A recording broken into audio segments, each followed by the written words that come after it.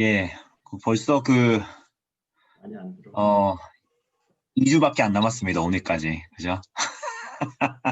네. 제가 오늘 우연치 않게, 네, 안녕하십니까. 다들 들어오시네요. 네, 오늘 듣기로는 최우성 목사님께 듣기로는 벌써 끝난 신앙 강좌도 있다고 제가 그 충격적인 소식을 듣고, 제가, 너무 이렇게 우리 성도님들을 힘들게 하는 건 아닌가 이런 생각이 좀 들면서, 네, 그렇지만 우리가 계획한 대로는 하겠습니다. 이제 2주밖에 안 남았으니까. 그래서 네, 오늘 계획대로 하십시오.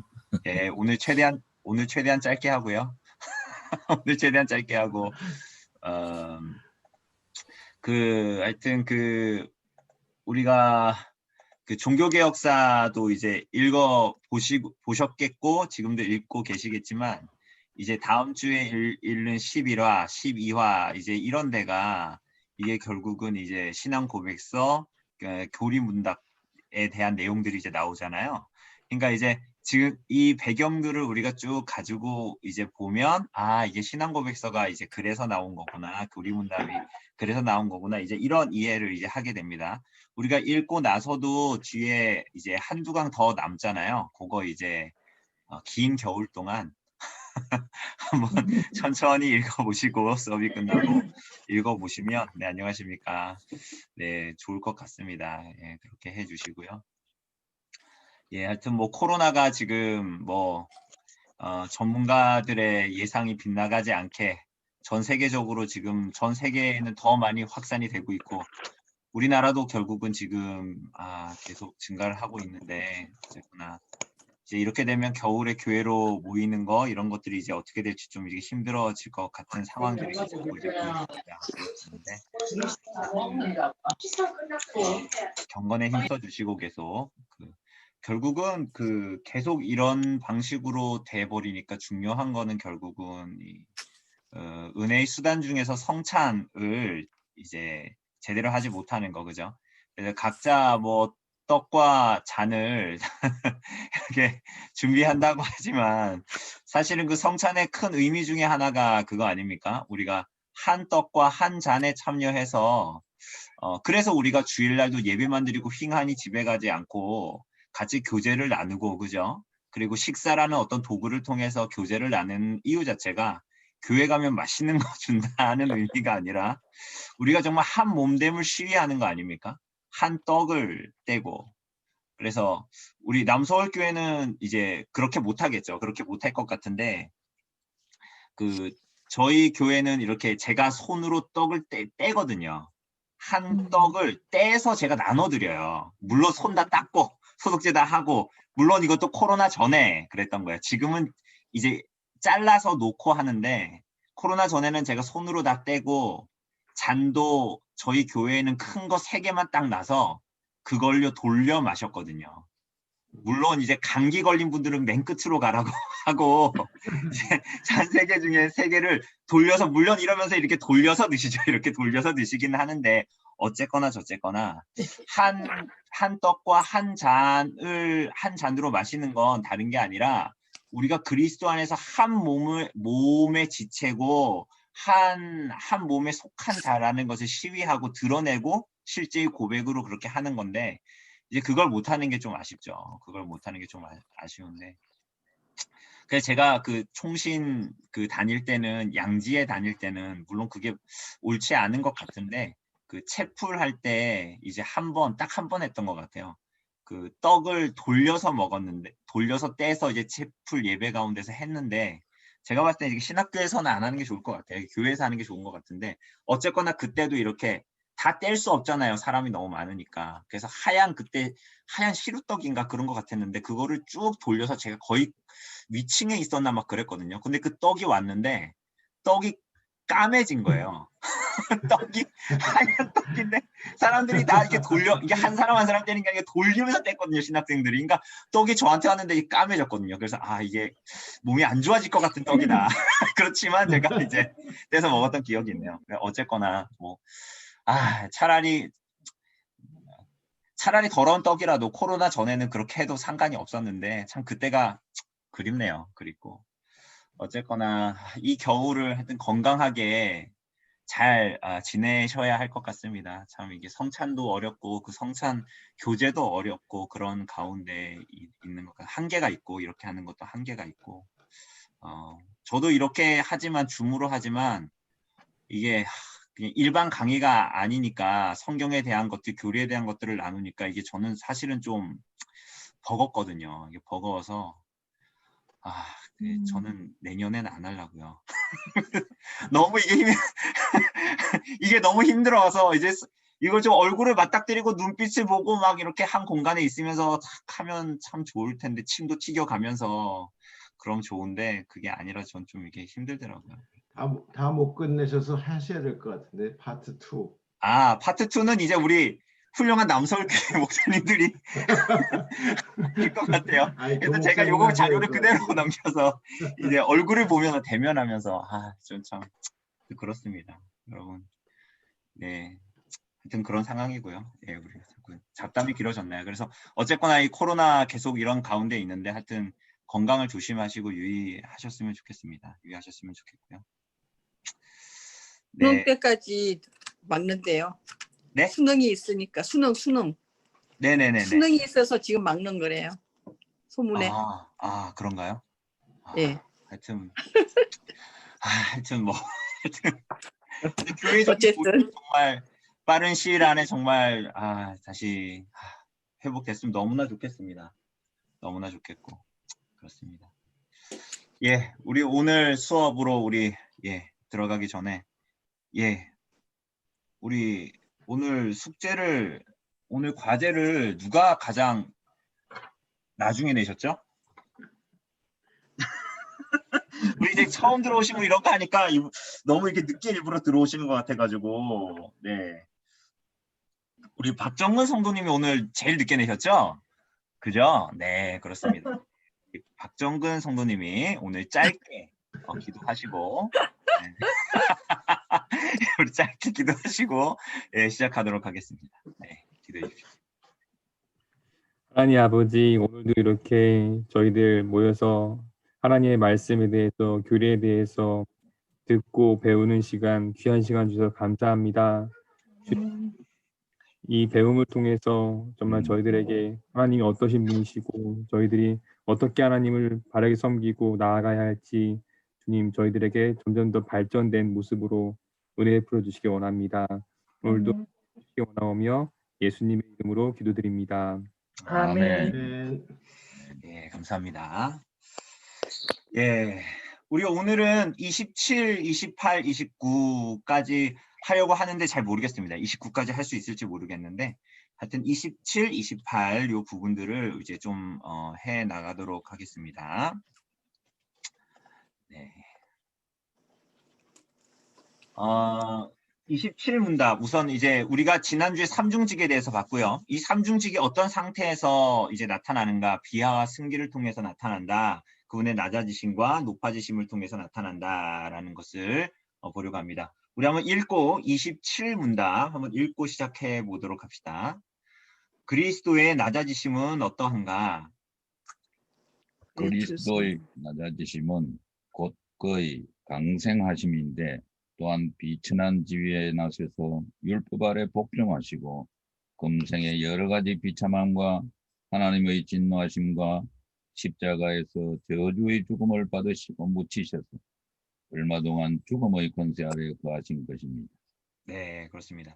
여러분 안 읽으시는 분 없으시죠? 예, 읽으셔야 됩니다. 여러분 복 있는 자는 율법을 묵상하는 자입니다. 읊조리는 자입니다. 읊조리는 자. 이 묵상하다는 말이 읊조리는 거거든요. 그러니까 말을 해야 됩니다.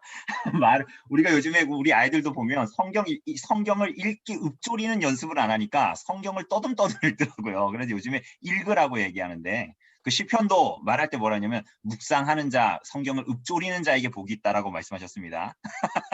그래서 우리 교리문답도 꼭 읊조려서 잘 이렇게 말하고 들을 수 있도록 하시면 될 것 같습니다.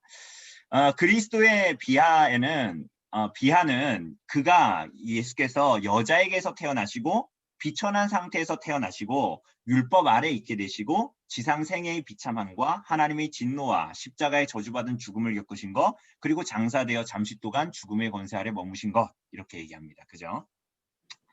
자, 그래서 24에서 26은 그리스도의 삼중직에 대해서 이야기했습니다. 삼중직이 뭡니까? 뭐죠? 선지자와 제사장과 제사장, 그리고 왕. 왕의 직분입니다. 그죠? 그 우리가 다 나누었었고요. 자, 그리고 27에서 28 문답은 그리스도의 낮아지심과 승귀의 상태에서 구속을 이루셨다. 이런 얘기를 이제 합니다.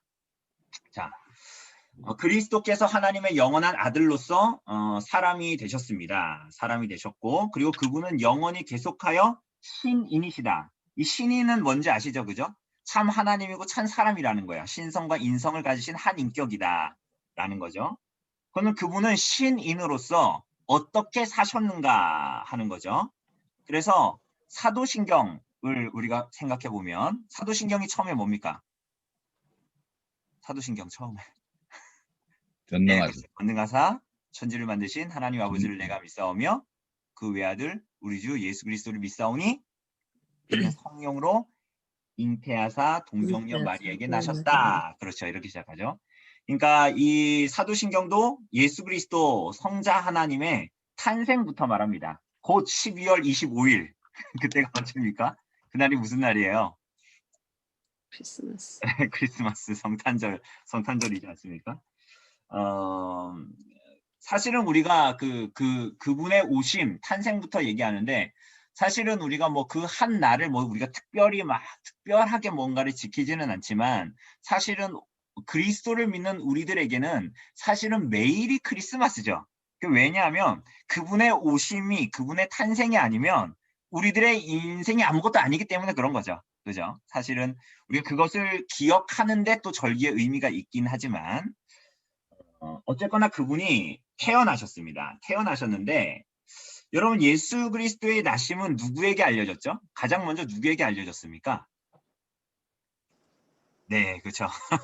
들판에 있는 목자들에게 알려졌습니다. 한밤중에 들판에 있던 목자들. 여러분 이 목자들은 어떤 사람들이었습니까? 당시의 법정에서 뭔가를 보고 증인으로 증언을 해도 받아들여지지 않는 사람들이었습니다. 이 사람들이. 그러니까 한가하게 이렇게 목가적인 삶을 추구하는 사람들이 아니라, 그러니까 쉽게 얘기하면 인생의 비참한 사람들, 이렇게 말할 수 있을지 모르겠지만 루저들, 뭐 외면당한 사람들, 뭐 이런 사람들이었습니다. 근데 이런 사람들에게 무엇이 전해진 거예요? 예수 그리스도의 오심이 전해진 겁니다. 가장 먼저 그들에게 전해진 거죠. 그러니까 이것은 곧 무엇을 얘기하냐면 구속자이신 그리스도를 그러한 자들을 위해서 가난하고 약하고 소외된 자들에게 이 소식이 전해지도록 산상수훈에 의하면 심령이 가난한 자들이 이 복음의 소식 메시아 그리스도의 오심이 받아들여지고 전해질 것이다 라는 것을 드러낸 것이겠죠. 그래서 예수께서 나신 밤 한밤중에 들판에서 양을 치던 목동들에게 그 소식이 전해지고 그들이 그 예수 그리스도의 복음을 받아들이게 된 겁니다. 그죠? 이거 우리가 앞으로 성령의 사역을 볼 거지만 그것도 마찬가지입니다. 오늘도 볼 거지만 그리스도의 소식을 받아들이는 자들 그리고 성령께서 그 마음을 준비시키는 자들은 그야말로 심령이 가난한 자들이에요. 왜냐하면 그들에게 죄를 깨닫게 하고 그들이 하나님 앞에 가난한 자고 심령이 가난한 자로 그 복음을 받아들이고 나에겐 아무런 공로가 없다라는 것을 깨닫게 되기 때문이죠. 그죠? 그래서 이 그리스도의 나심이 바로 이러한 자들을 향해서 오셨다. 그러니까 오해하시면 안 되는 것이 마음을 이렇게 가난하게 하는 자, 어떤 그래가지고 자기가 좀 고상하게 자신을 가난하게 볼 줄 아는 자라기보다는 하나님께서 택하셔서 부르시는 자들.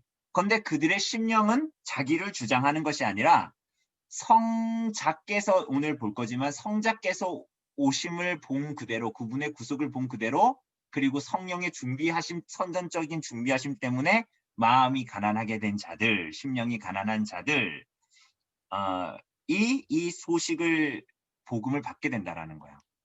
근데 여러분 이러한 해석이 하나도 이상하지가 않죠. 우리가 잘 아는 대로 복음서에 보면 나인성의 과부가 나타납니다. 근데 나인성의 과부의 이야기가 나올 때 나인성 과부에 어떤 일이 벌어지죠? 그 여인에게? 아들이 죽잖아요. 그죠? 아들이 죽죠. 근데 그 아들이 몇째 아들이었어요? 몇째 아들이었어요? 독자였잖아요, 독자. 그죠? 근데 그 여자가 살던 곳은 이방의 갈릴리고, 그리고 그 여자는 아들이 죽었습니다. 근데 예수께서 그 아들을 살리시잖아요. 그럼 여러분 그걸 보면서 여러분 무슨 생각이 듭니까? 나도 내 주변에 그런 일이 벌어지면, 혹은 내 자식이 혹시라도 죽으면 예수께서 살리시겠다. 이런 생각 누구도 안 하잖아요. 그죠? 누구도 안 하죠. 그러니까 그 메시지 자체도 그걸 말하고 있지가 않고, 예수 그 나인성 과부의 독자가 죽었다라는 것은 그냥 뭐 하나뿐인 아들이 죽었다 이런 의미라기보다는, 그 독자가 죽었다라는 건 그 여인의 기업이 끊긴 거예요. 그 여인의 기업이 끊긴 거라고요. 그러니 하나님께서 그리스도께서 그 여인의 아들을 살려주시고 회복시켜 주셨다라는 것은 그 기업이 끊어지지 않고 회복되게 하셨다라는 거잖아요. 그죠? 근데 오늘 여러분과 저는 이 여인보다 훨씬 더 비참한 상태죠. 하나님의 기업에 참여할 수도 없고 하나님의 기업이 뭔지도 모르고. 근데 그러한 자들에게, 나인성 과부와 같은 우리들에게, 그리고 이 한밤중에 양을 치고 있던 이 목동과 같은 자들에게, 인생의 모든 비참한 가운데 있는 자들에게 누가 오셨다는 거예요? 그리스도께서 오셨다라는 거예요. 그러니 그것 자체가 바로 복음이다라는 거죠. 그래서 사도신경도 그분의 오심을 얘기할 때 탄생부터 얘기합니다. 탄생부터 얘기하는데, 근데 그분의 탄생이 무엇으로 이어집니까? 바로 사도신경을 보면 잉태하사 동정녀 마리아에게 낳으시고, 그 다음에 어떻게 됩니까? 받으신 것. 바로 고난으로 이어집니다. 그분의 탄생이 바로 뭘로 이어져요? 뭐 중간에 다른 얘기도 없고 바로 고난으로 이어집니다. 그죠? 그럼 왜 그분은 고난을 받으셔야 했을까요? 여러분, 왜 그리스도께서는 이 땅에 오시고 고난을 받으셔야 했을까요? 우리의 죄를. 그렇죠. 아주 심플하게 얘기해서는 그분의 탄생이 누구를 위한 거였어요? 우리를 위한. 우리를 위한 거였어요. 그죠? 여러분, 그래서 성탄절에 이렇게 우리를 위한 거였으니까 24일날 놀고 먹고 놀자 이렇게 되는 게 아니라 그분의 탄생이 정말 우리를 위한 것이었죠. 그러니 그분의 인생을 관통하는 탄생, 그 이후에 바로 뭐라 그랬어요? 바로 고난이라 그랬잖아요. 그분의 인생은 오늘 요리문답에서 말하는 것처럼 고난의 연속이에요. 바로. 그죠? 그래서 그분의 탄생이 우리를 위한 것이었듯이 그분의 인생을 다하여서 관통하시는 그분의 고난도 누구를 위한 것이었어요? 우리를 위한 것이었다. 그래서 그분이 이제 앞으로 이제 받으시는 그 모든 고난이 바로 우리가 받아 마땅한 것이었음에도 불구하고 그분이 우리를 대신해서 받으심으로 우리를 건지셨다. 그래서 그분이 비참한 상태 가운데 비참한 처지에 처하셨다라는 것은 모두 다 우리가 겪어야 할 모든 것을 겪으시고, 그래서 그리스도의 비하, 그리스도의 낮아지심으로 우리들의 비참함이 해결이 되고, 우리가 이제 28문에서 보겠지만 그분의 높아지심으로 말미암아 우리들의 하나님께서 우리를 영화롭게 하실 것이 보장이 되는 거야. 그죠? 우리가 뭐 삼중직에서도 본 것처럼 이따가도 보겠지만 그 삼중직이 여러분과 저의 삶에 궁극적으로 영혼과 우리들의 영육에 본질적으로 연결되고 어떻게 살아가야 하는가와 연결되는 것처럼 그리스도의 낮아지심과 높아지심도 오늘 우리들에게 그대로 연결이 됩니다. 그리스도께서 고난받으심으로 더 이상 우리가 이 땅에서 때로는 당하는 비참이 더 이상 그런 비참이 아니요. 끝이 없는 비참이 아니요.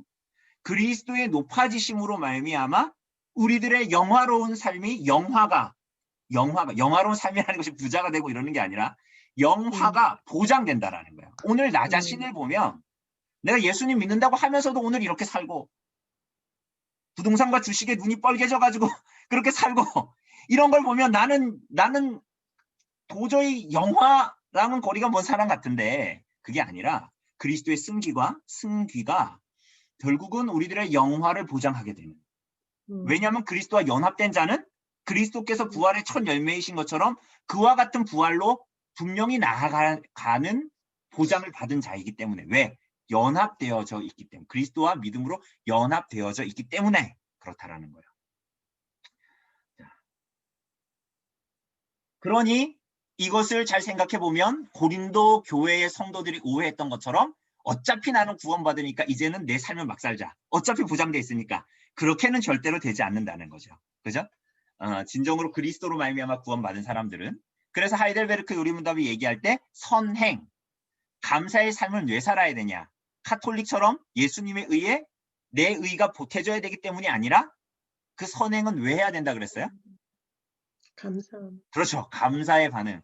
그리스도를 진실로 그리스도와 연합된 자, 그리스도의 낮아지심과 높아지심으로 지심의 모든 유익을 받고 그분과 연합된 자들은 당연스럽게 이제는 내가 구원받았으니까 막 살아야지 구원파적인 삶을 살아가는 것이 아니라 참으로 하나님 앞에 감사하고 기뻐하고 그래서 죄를 지으면 고통스럽고 왜? 그리스도께서 십자가에 못 박아 죽으신 그 일을 그분을 못 박은 그 죄를 내가 또 먹고 마시는 것 같기 때문에 괴로워하고 하나님 앞에 지옥 갈까봐 회개하는 게 아니라 그것 때문에 그분을 슬프게 하고 사랑하지 못한 것 때문에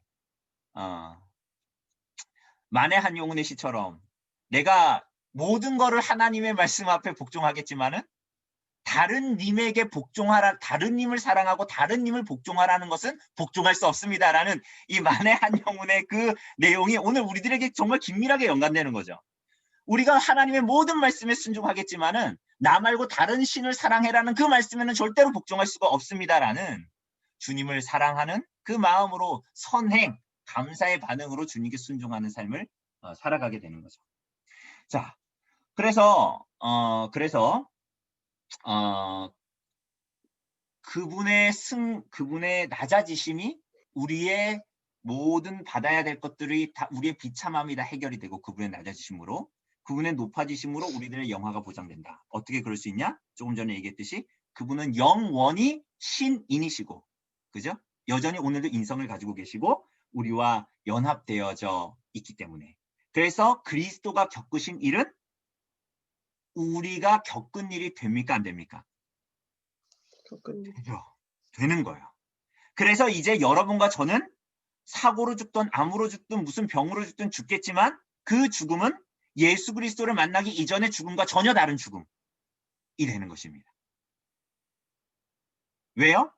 그분이 겪으신 일이 이제 우리의 일이 되기 때문이에요. 그분의 죽음이 죽음으로 끝나지가 않고 낮아지심이 낮아지심으로 끝나지 않고 여러분 그래서 성찬식을 할 때 남서울은 어떻게 되는지 모르겠는데 제가 예전에 다녔던 교회는 성찬식 때 되면 항상 너무 우울한 이 성찬을 떼는데 한참 걸리잖아요. 성찬 분병하러 분잔을 하는데 근데 항상 이렇게 너무 슬픈 음악을 이 반주를 하는 거예요. 물론 그것도 맞아요. 그분의 죽으심을 기억하는 게 맞으니까. 그런데 그게 장례식은 아니잖아요. 그죠? 그래서 저는 항상 제 고등학교 때 제가 모태신앙이 아니거든요. 제가 이렇게 말하는 것도 가끔 좀 이렇게 약간 버릇없고 거친 것 같죠. 그게 왜냐하면 아직도 그 고등학교 이전에 그 버릇이 아직도 남아 있어서 제가 욕을 방언처럼 하던 사람이거든요. 근데 어쨌거나 그런데 막 그 성찬을 하는데 제 신앙 좋은 그리고 잘생긴 제 이 엄친아 친구는 옆에서 항상 같이 있었는데 예배 드릴 때 항상 그렇게 막 이렇게 울고 막 그러는 거예요. 그러니까 막 저는 어때요? 자괴감이 드는 거예요. 뭐예요? 나도 예수님을 믿는데 나는 왜 저런 울음이 안 나오고 나는 왜 내 죄를 회개하지 않는 것 같을까? 라는 마음이 막 들면서 슬픈 생각을 하면서 울어야 될 것 같은. 그러나 성찬은 그리스도의 죽음만이 있다면 만약에 정말 그래야 되겠지만 그것이 아니라 뭐예요? 그리스도의 죽음의 권세를 깨치신 부활, 승천, 영광이 있기 때문에 그것이 슬프지만은 않죠. 그죠? 내 죄에 대해서는 슬프고 나에게 남아있는 여전한 연약함은 너무나 슬프지만 우리가 그리스도께서 부활하셨고 그리고 부활의 첫 열매로 나타나셨고 그분은 오늘 온 세상을 통치하시고 그리고 승기의 궁극점이 뭐예요? 다시 오심 그리고 다스리심이 나타날 것이기 때문에 우리는 뭐 그렇게 슬프지는 않죠. 그죠? 그럼 어쨌거나 그리스도께서 겪으신 일이 우리가 겪은 일이 되기 때문에 우리에게는 위로가 되고 용기가 되는 거예요. 오늘 이 땅을 살아갈 때. 자, 그래서 이어서 보면 그리스도께서 여자에게서 태어나시고 비천한 상태에서 나셨습니다. 비천한 상태에서. 여러분 근데 실제로 예수님이 태어나실 때 이 낳을 데가 없어서 마리아가 그죠? 어디서 나셨어요? 아이고. 그렇죠. 마구간에서 낳았다고 그렇게 얘기하잖아요. 성경 나와 있고. 그리고 그 이후에는 헤롯이 아기들을 동방박사들이 도망갔잖아요. 그죠? 네. 그러니까 아기들을 다 죽이잖아요. 그러니까 막 그걸 피해가지고 또 애굽으로 도망가기도 하고. 실제로 누가복음 1장 48절을 보면 마리아가 뭐라 그러냐면 그의 여종의 비천함을 돌아보셨다 이렇게 얘기하거든요. 마리아가 여종의 비천함을 돌아보셨다라고 얘기해요. 그런데 여기서 비천함이라는 이 단어의 뜻이 뭐냐면 실제로 마리아의 사회적이고 경제적인 신분이 미천했다라는 거예요. 그러니까 예수님의 집안이 어땠다라는 거예요? 부유했다라는 거예요? 부유하지 않았다라는 거예요. 그죠? 여러분 만약에 정말로 마리아와 요셉의 집안이 부자였다면 뭐 사람 아무리 많아도 막 웃돈에 막 따따블을 주고라도 여관에 들어갈 수 있었겠죠. 그렇지 않겠습니까? 그런데 그렇지 않았다라는 것을 이야기할 수 있습니다. 그래서 예수님은 실제로 그리고 비천한 상태에서 이 땅에 그래서 태어나셨어요. 그분이 하나님이신데 유한한 시공간 가운데 태어나셨고 우리가 지난번에도 본 대로 유한한 인성을 취하셨고 성령으로 잉태되었어요. 성령으로 잉태됐다라는 의미는 첫째로 뭐라 그랬어요? 가장 중요한 의미. 죄책과 죄의 오염을 가지고 태어나지 않으셨다라는 거죠. 마리아에게서 태어나셨음에도 불구하고 그게 성령으로 잉태되었다라는 중요한 의미인데 거기서는 자유로웠지만 여전히 육신이 갖는 연약함을 가지고 계셨죠. 예수님이. 비천한 상태에 태어나셨죠. 그게 뭐예요? 예수님이 감기 걸리셨을까요? 안 걸리셨을까요? 걸리셨어요. 예수님 감기 걸리셨죠. 왜 안 걸리셨겠어요? 예수님이 하나님이시지만 하나님은 꼭 먹어야 됩니까? 이거 너무 약간 신성 모독인가? 하나님이 먹으셔야 됩니까? 아니죠. 근데 예수님은 어떠셨어요? 먹으셔야 되고 드셔야 됐죠. 그렇죠? 지치셨죠? 배고프셨죠? 목도 마르셨죠? 예수님이 40일 금식 광야에 가서 이렇게 막 금식한 그런 거 쇼한 게 아니란 말이에요. 우린 자꾸 쇼라고 생각하죠. 쇼가 아니에요. 진짜로 예수님은 실제로 배고프시고 목마르셨단 말이에요. 빈궁하셨고요. 머리 둘 곳도 없으셨고 예수님은 사람들에게 오해를 받으셨습니까? 안 받으셨습니까? 받으셨어요. 받으셨죠. 그리고 예수님은 사람들에게 배척도 당하셨죠. 그러니까 여러분과 저만 이 땅에 살면서 오해받고 그런 게 아니라는 거예요. 그러니까 예수님이 내 마음을 어떻게 알아? 예수님 다 아신다니까요. 예수님은 친히 다 당하셨어요. 심지어는 자기 제자들이 다 예수님을 버렸고 심지어는 가룟 유다는 돈 주고 예수님을 팔아버렸고 예수님 떠나지 않겠다고 말했던 누구예요? 저놈들은 다 떠나도 난 예수님 사랑합니다 막 그랬던 베드로도 예수님 저주하고 부인하고 막 그랬잖아요. 그러니까 그런 것들을 다 경험하셨다라는 거예요. 그런데 예수님께서 우리를 위해서 낮아지셨다는 거예요. 그게 중요한 겁니다. 그게. 그죠? 그래서 빌립보서 2장 6절에 보면 여기 나온 대로 그는 근본 하나님의 본체시나 이게 무슨 얘기냐면 하나님이시라는 거예요. 예수께서. 여러분 예수께서 하나님이세요. 하나님이신데 하나님과 동등됨을 취할 것으로 여기지 아니하셨다라고 나오죠. 고린도후서 8장 9절은 이렇게 얘기해요. 부유하신 이로써 너희를 위하여 가난하게 되셨다는 거예요. 그러니까 우리를 위해서 여러분과 저를 위해서 가난하게 되셨대요. 그의 가난함으로 말미암아 어떻게 해요? 우리를 부유하게 하시려고. 그리스도의 낮아지심이 우리를 부유하게 하시기 위한 거예요. 여러분과 저 같은 자들을 부유하게 하시려고 그분이 오셨다는 거예요. 그래서 그리스도가 우리와 같은 인성을 취하심으로 낮아지셨기 때문에 우리를 부유하게 하실 뿐만이 아니라 우리들의 연약과 그 악함까지도 모두 다 동정하시고 체휼하신다. 이렇게 얘기해요. 그래서 여러분과 제가 가지고 있는 연약한 가운데서도 우리가 주님께 나아갈 수 있어요? 없어요? 나아갈 수 있죠. 하나님이 제일 싫어하는 게 뭐예요? 우리들의 연약함을 가지고 숨기려고 하는 거, 그걸 가장 싫어하세요. 그죠?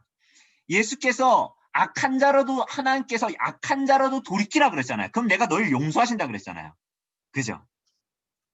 하나님께서 밧세바를 범한 다윗에게 가장 악하게 보신 게 뭐예요? 그가 나단 선지자가 올 때 동안 1년 동안 약 1년간 하나님께 회개하지 않았던 거야. 그걸 악하게 보신 거죠.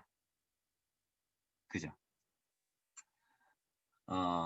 그래서 우리의 약함을 모두 다 동정하신다. 연약함을 동정하신다. 그래서 그리스도께서 그 자리로 오셨다라는 거예요.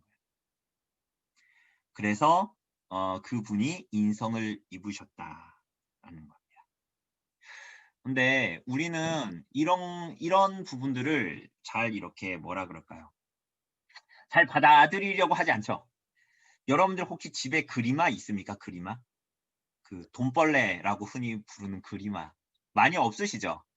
여기는 시골이라서 그리마가 되게 많아요. 발 많은 벌레 있잖아요. 발 되게 많은 벌레. 돈벌레, 그리마. 네네. 발이 그리고 짧은 게 아니라 되게 긴 애들 있잖아요. 걔네가 그리마인데 걔네가 물론 징그럽게 보이지만 걔네가 이제 해충의 알을 먹고 뭐 이런 이제 사람한테는 사실 좋아요. 좋은 건데 보기에 좀 징그러우니까 그렇지. 해충이 아닌데. 근데 어쨌거나 중요한 건 여러분 우리가 그리마하고 비할 수 있습니까? 없습니까?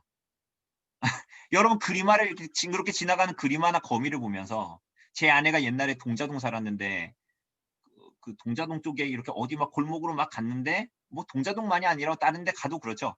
정말 저는 강릉에서는 거의 못 봤는데 정말 바퀴벌레가 정말 이만한 게 날아가더라고요. 저 정말 깜짝 놀랐거든요 그때. 근데 제 아내가 거기 살았었는데 어쨌거나 그런 걸 보면 여러분 그런 생각 듭니까? 아, 나 저 바퀴벌레가 되고 싶다. 아, 나 저 그리마가 되고 싶다. 이런 생각 하나도 안 들잖아요. 그죠? 왜냐하면 그 존재와 우리의 존재가 너무 격차가 크잖아요. 여러분, 그런데 여기서 중요한 건 뭐냐면 만물의 영장이긴 하지만 인간이 하나님의 형상으로 지음받은 그 피조물과 그 그리마와 우리도 다 뭐예요? 피조물이에요. 똑같다라는 얘기는 아니지만 여러분 오히려 하나님과 우리와의 격차가 훨씬 커요. 뭐보다? 그러니까 오히려 그리마와 우리의 격차가 오히려 더 가깝고 하나님과 우리와의 관계가 비유할 수 없을 만큼 큰 거예요. 그래서 우리가 삼위일체 때 본 것처럼 유한은 무한을 받을 수가 없다. 이렇게 얘기하죠. 삼위일체에 대해서 얘기하면서 이런 얘기했잖아요. 유한은 유한한 존재는 무한한 하나님을 다 받을 수가 있다 없다. 없다. 그것은 마치 바닷물을 한 국자 저기 경포 바다 가가지고 국자로 한 국자 퍼가지고 서초구에 가가지고 이게 바로 바다입니다. 라고 말하는 거하고 똑같은 거라는 거예요. 누구도 바다를 보고 그 국자 한 스푼에 뜬 그 바닷물을 보고 바다를 연상할 수 없잖아요. 마치 그것과 같습니다. 유한은 무한을 담을 수 없다. 그러니 이렇게 보면 여러분 우리가 성찬할 때 성찬식 얘기할 때도 보겠지만 뭐 우리는 영적 임재설 그리고 로마 카톨릭은 무슨 설입니까? 화채설이라 그러죠. 화채설. 우리가 예수 그리스도의 신성과 인성할 때 얘기했잖아요. 그죠? 화채설. 그래가지고 그 신부가 축사하면은 그 떡은 뭐가 돼요? 그 떡은 정말로 예수님의 몸이 돼요. 그리고 그 포도주는 예수님의 정말 피가 돼요. 정말로. 여러분 그래서 그 밀병을 어떻게 해요? 입에다가 넣어주죠. 왜? 떨어뜨리면 돼요? 안 돼요? 안 돼요. 떨어뜨리면 왜 안 돼요? 그 예수님이 정말로 몸이에요. 그래서 여러분 성찬할 때 여러분은 다 와인 이렇게 다 포도주 다 받잖아요. 그죠? 근데 카톨릭은 어때요? 누가 마셔요? 안 가보셨나요? 거의 대부분 신부가 마셔요. 혼자서. 신부 혼자 왜 그럴까요? 이렇게 성도들 주다가 이게 많이 마셔야지 하고 이렇게 잠깐 잔을 더 기렸는데 여기 옆으로 와인이 이렇게 쏟아졌어. 그럼 그건 뭐예요? 그냥 포도주가 아니라 뭐예요? 정말 예수님의 피거든요. 그걸 쏟으면 안 돼요. 그거 정말 예수님 피거든요. 그런데 그게 가능한 이유가 뭐예요? 속성 교류라는 교리 때문이잖아요. 신성과 인성이 어떻게 된다? 서로 교류한다. 이런 이해 때문에 예수님의 그 빵이 밀병이 정말 예수님의 몸이 되고 실제로 예수님의 인성이 있다라는 거예요. 그 빵에. 그게 속성 교류거든요. 인성과 신성이 그렇게 교류할 수 있다라는 거예요. 그런데 여러분과 제가 그렇게 봤습니까? 인성과 신성을? 그렇게 안 봤죠. 여러분 성찬할 때 그게 정말 예수님의 살이라고 살이 된다고 받지 않잖아요. 우리가. 그죠? 이만큼 이 신성과 인성 자체가 극명한 차이를 가지고 있는 거예요. 격차를 가지고 있다는 거예요. 그러니까 그게 신비죠. 이런 격차를 성자 하나님은 한 인격 안에 갖고 있다라는 거예요. 왜? 우리를 구원하시기 위해서. 인성을 취하셨다라는 거예요. 이 너무나 큰 격차를 가지고 있는데 신비롭게도 이 완전한 신성과 완전한 인성을 가진 한 인격으로 우리에게 오셨다라는 거예요.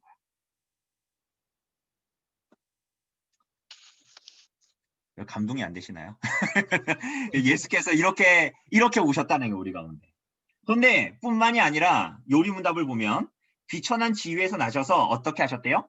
어디 아래 복종하셨대요? 율법 아래 복종하셨어요. 율법 아래 사셨다고요. 이게 무슨 얘기냐면 율법의 주인이 율법 아래 매였다. 율법을 주신 분이 하나님이 주셨는데 율법에 자신이 거기에 복종하셨어요. 여러분, 아담은 자신의 마음판에 새겨진 하나님의 법을 지켜야 했죠. 이스라엘 백성들은 선지자를 통해서 모세를 통해서 주신 말씀을 지켜야 했죠. 그죠? 근데 그들이 성공했어요? 실패했어요? 다 실패했죠. 그죠? 근데 그리스도께서는 그 아담과 후손들이 지키지 못한 율법 아래 태어나셔서 그 율법을 모두 다 순종하는 삶을 사셔야 했습니다. 그리고 그렇게 율법에 순종하는 삶으로 말미암아 그의 백성들에게 하나님의 양자가 되는 권리를 주셨다라는 거죠. 그게 뭐예요? 정가의 원리. 잘 기억 안 나시죠? 우리 막 이렇게 인간의 타락 뭐 그런 거 얘기할 때 정가교리 얘기했습니다. 정가교리. 아담의 죄가 우리에게 정가돼서 우리가 원죄를 가지고 태어나죠. 맞습니까? 그죠? 네. 그리고 예수 그리스도를 믿음으로 말미암아 그 그리스도께서 이루신 의가 우리에게 뭐 되는 거예요? 그렇죠. 정가되는 것입니다.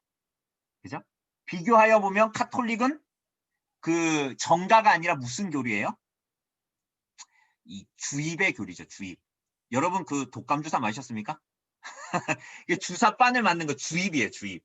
그래서 성찬에서 그 주입을 받아야 돼요. 의의 주입을 받아야 돼요. 떡과 잔을 받음으로. 그럼 어떻게 돼요? 그리스도의 의가 우리 안에 들어와서 어떻게 하는 거예요? 우리 안에 시동을 걸어서 의를 이루게 하는 거다. 이렇게 얘기하죠. 그게 카톨릭과 우리의 다른 점입니다. 그들은 주입이라고 얘기하고 우리는 정가라고 얘기해요. 정가의 교리. 그래서 우리는 그리스도로 말미암아 의의 정가를 받게 돼요. 어떻게? 그분께서 율법에다 순종하셨거든요. 그래서 율법 아래 있는 자들을 구원하시는 거죠. 왜? 율법 아래 있는 자들은 율법을 지킬 수가 있어요? 없어요? 없죠.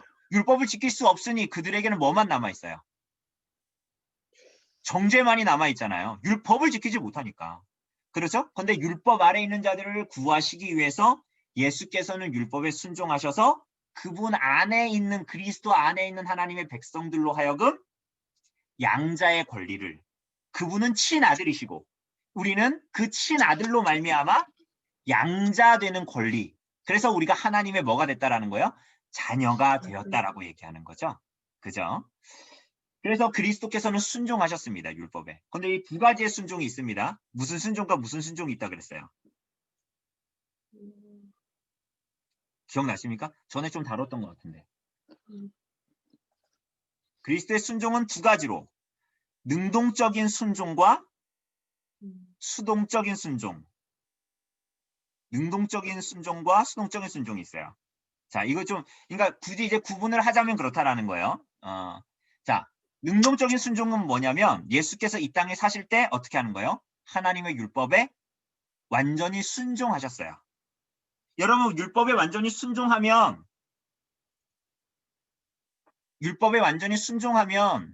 하나님 앞에 나아가는 의가 생깁니까? 안 생깁니까? 율법에 완전히 순종하면. 그렇죠. 우리가 율법에 순종하지 못하니까 불의한 자들이거든요.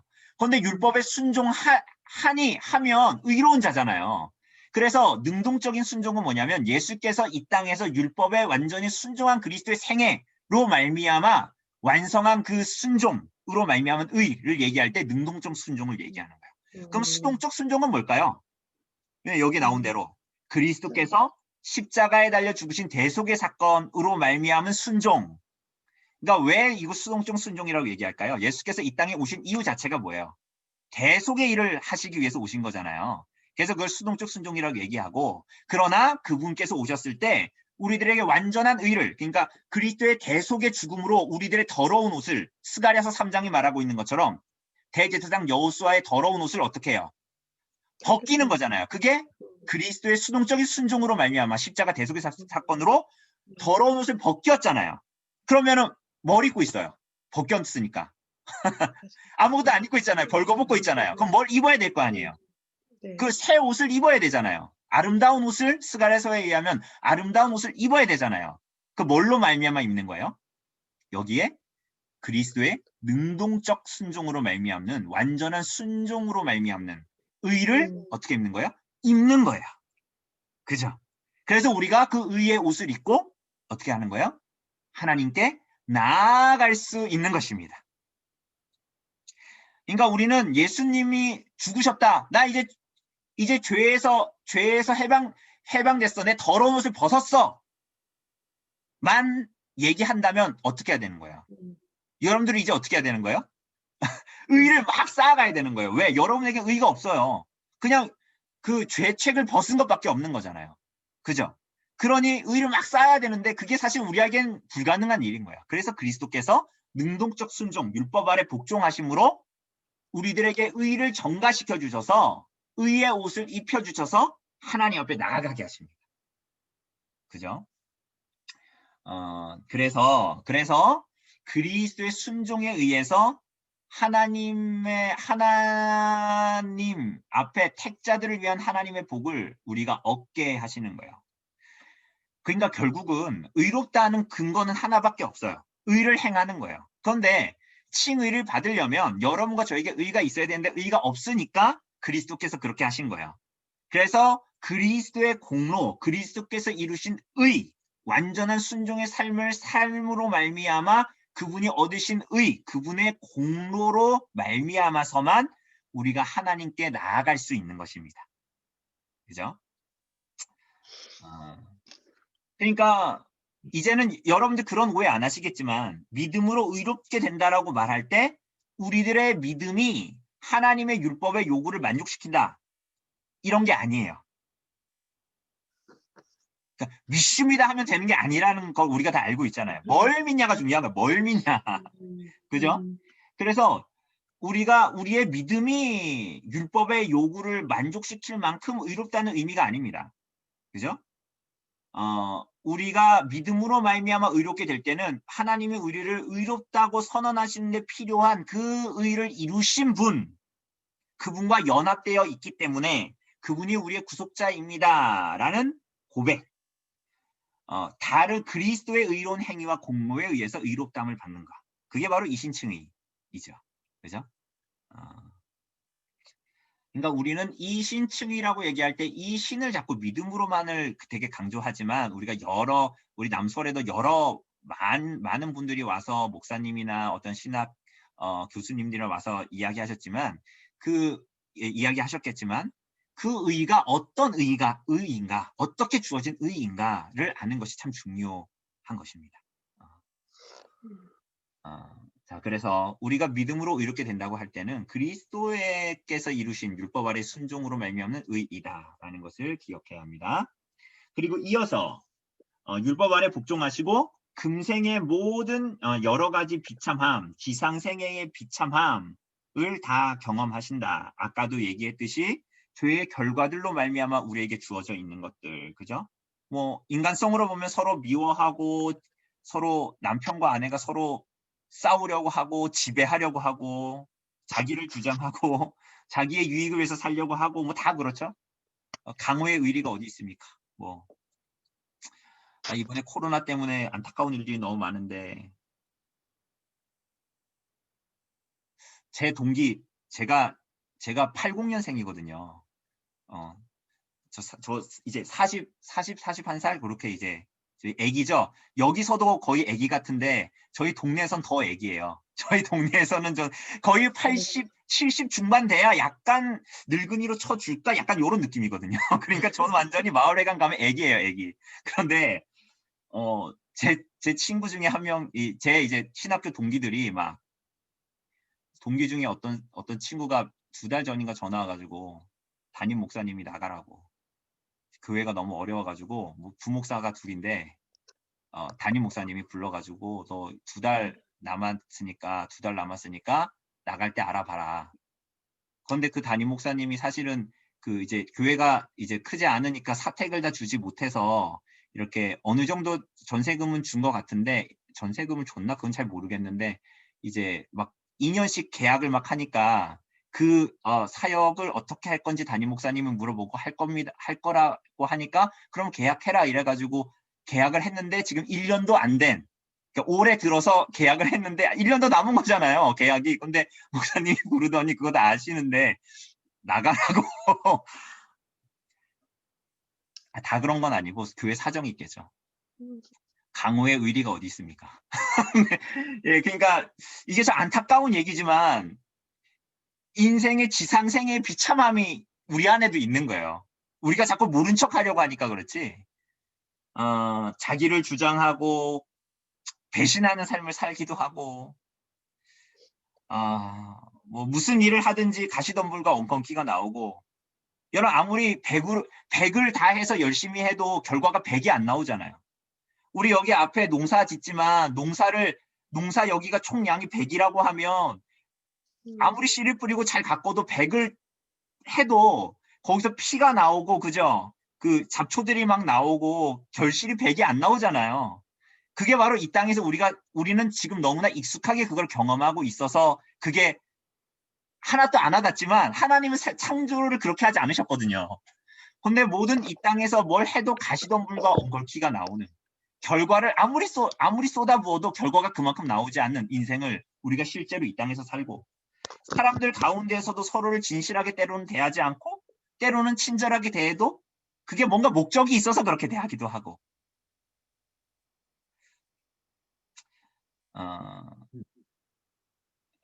예수께서 그런데 이 지상생애의 모든 비참함을 경험하셨다.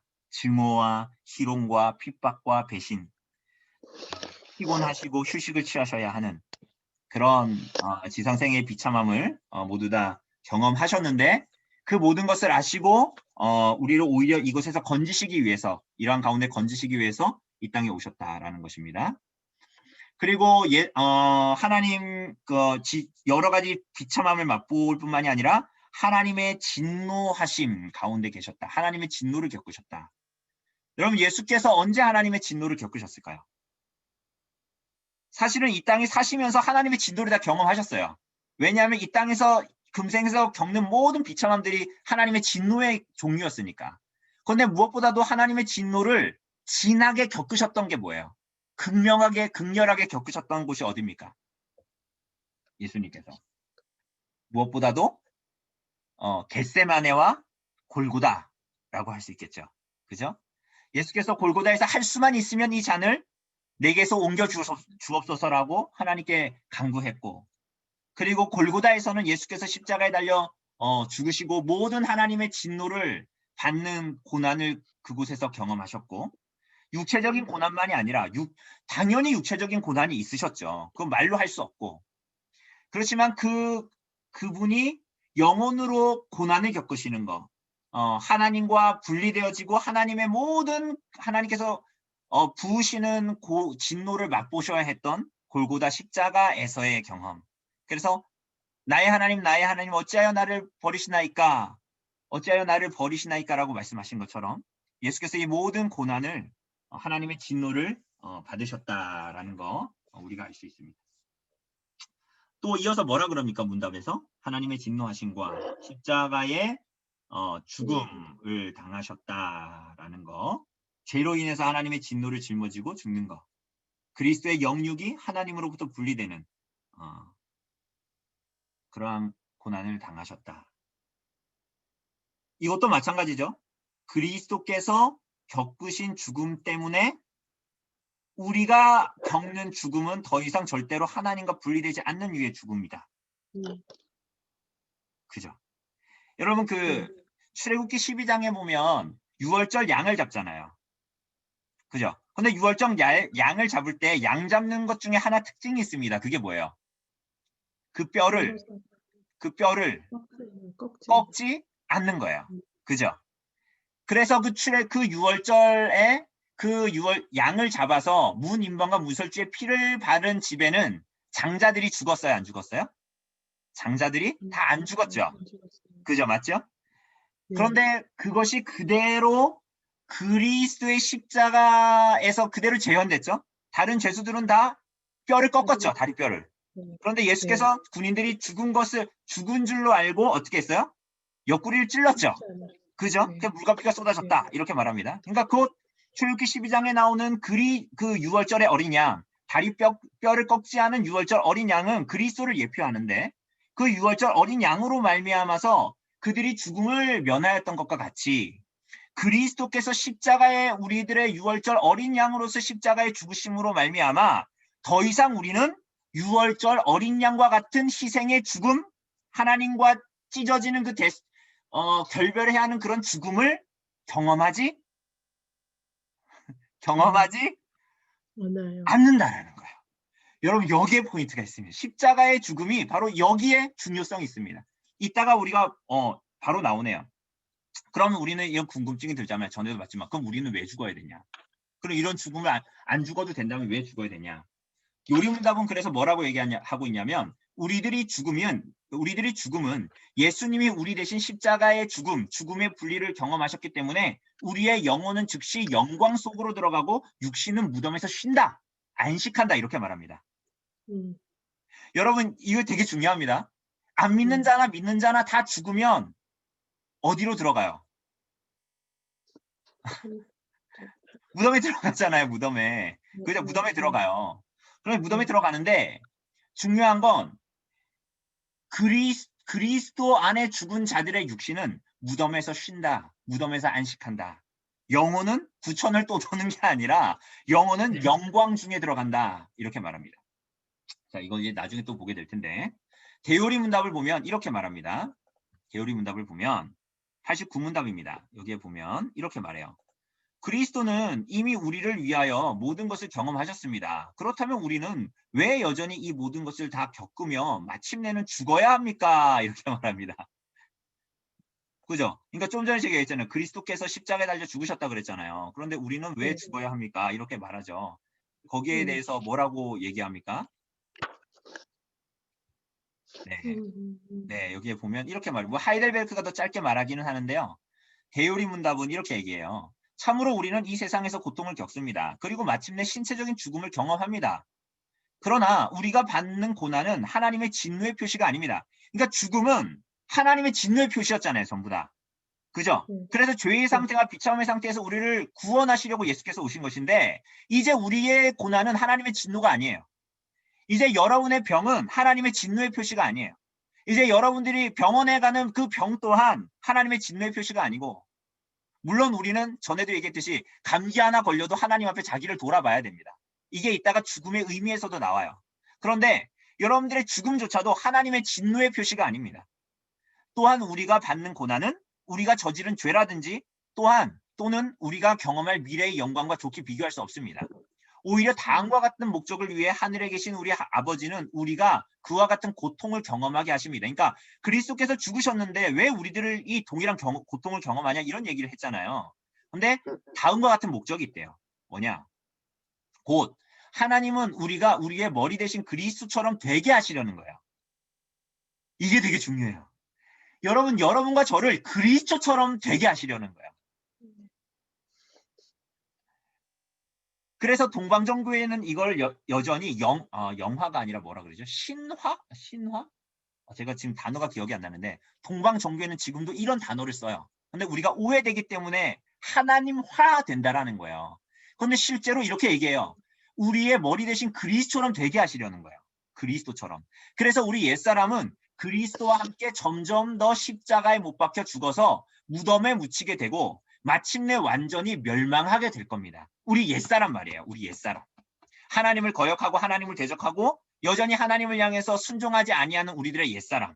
때로는 괜찮은 것 같지만 구정물이 가만히 몇 시간 놔두면 가라앉아서 깨끗한 물 같지만 조금만 흔들면 다 구정물 올라오는 그런 우리들의 옛사람이 완전히 멸망하게 된 거라는 거야.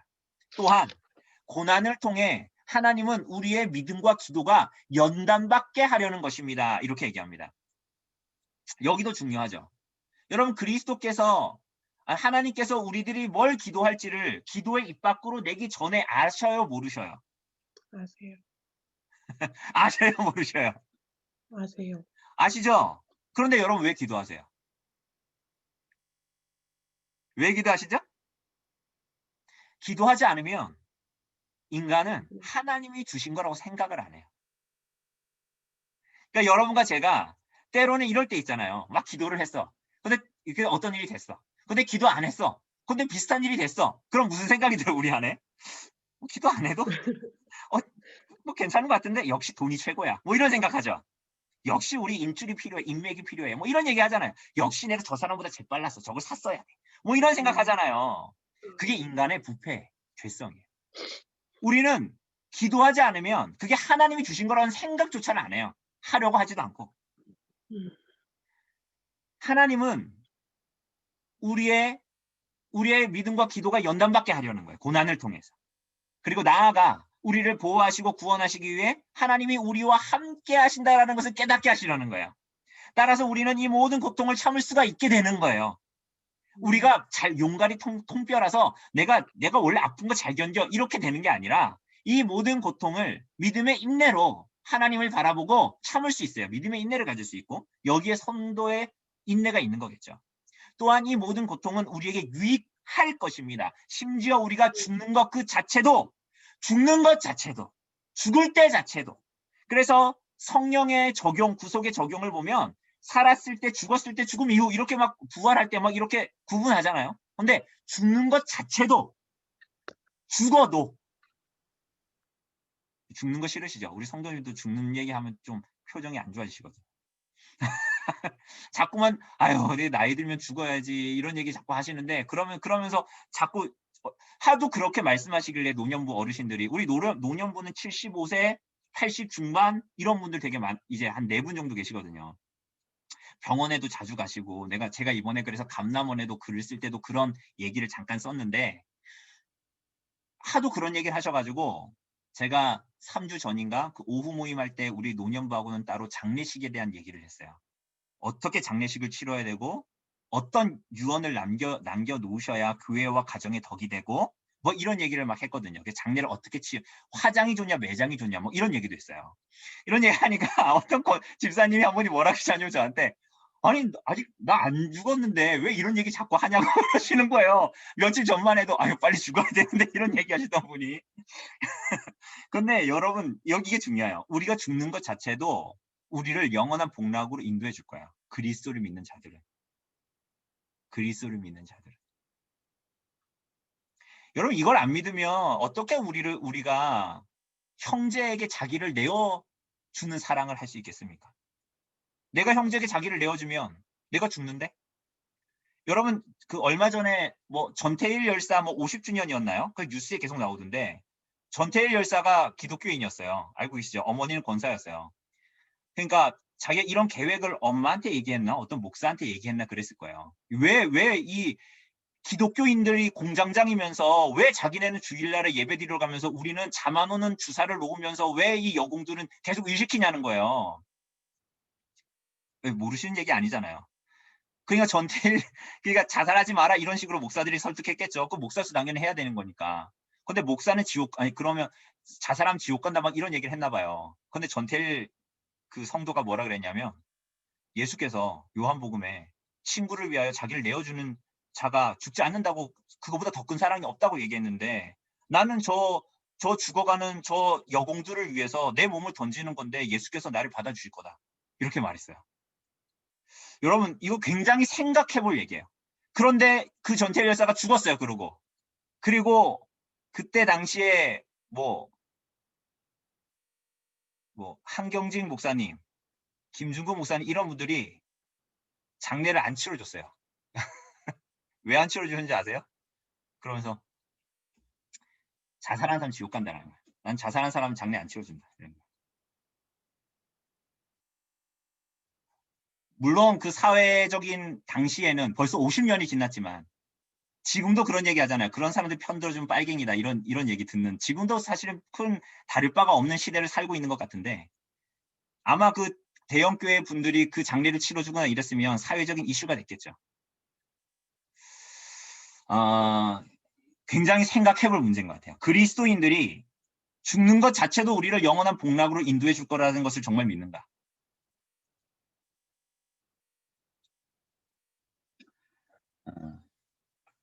그래서 요리문답은 이렇게 얘기하고 있습니다. 그래서 우리를 영원한 죽는 것 자체도 우리를 영원한 복락으로 이끈다. 그리고 이것으로 끝나지 않고 예수께서 어떻게 되셨어요? 어떻게 되셨습니까? 장사 되셨다라고 묻히셨다 이렇게 얘기하죠. 묻히셨다. 그래서 그 하이델베르크 요리문답 41문답은 그리스도가 왜 매장되셨습니까? 라고 물어요. 왜 굳이 이게 매장되냐 이렇게 물어요 또. 그러니까 뭐라고 했냐면 41문답에서는 그리스도의 장사되심은 그가 진정으로 죽으셨다라는 것을 확증한다 이렇게 얘기합니다. 확증한다. 정말로 예수께서 죽으셨다라는 거예요. 그러니까 죽은 척했다? 뭐 이런 게 아니라는 거예요. 정말로 죽으셨다. 그분의 인성으로 정말로 죽으셨다. 신성으로는 죽지 않으셨죠. 왜냐하면 신성은 죽지 않으니까. 하나님은 어떻게 죽으실 수 있어요? 예수님이 하나님이신데. 근데 그분의 인성으로는 죽으셨어요? 안 죽으셨어요? 죽으셨어요. 죽으셨고. 그리고 죽음이 그분에게 분명히 지속됐고 3일간. 그래서 신자들은 그분이 신인의 인격으로 죽음을 맛보아 한동안 무덤에 매장된 상태를 겪으셨기 때문에 그분과 연합된 신자들은 그리스도의 죽음 때문에 무덤에 영원히 묻히거나 썩지 않고 다시 살아나게 된다. 그분의 낮아지심은 우리들의 영원한 복이에요. 그분의 낮아지심은 정말로 고린도후서 말대로 그분의 가난해지심은 여러분과 저를 부욕해 하시기 위해서 그렇게 하신 거야. 그분의 비하는 우리들의 복됨을 위해서 그렇게 하신 거다. 이렇게 얘기합니다. 그리고 그리 잠시 동안 죽음의 권세 아래에 계셨다. 머무셨다라는 거죠.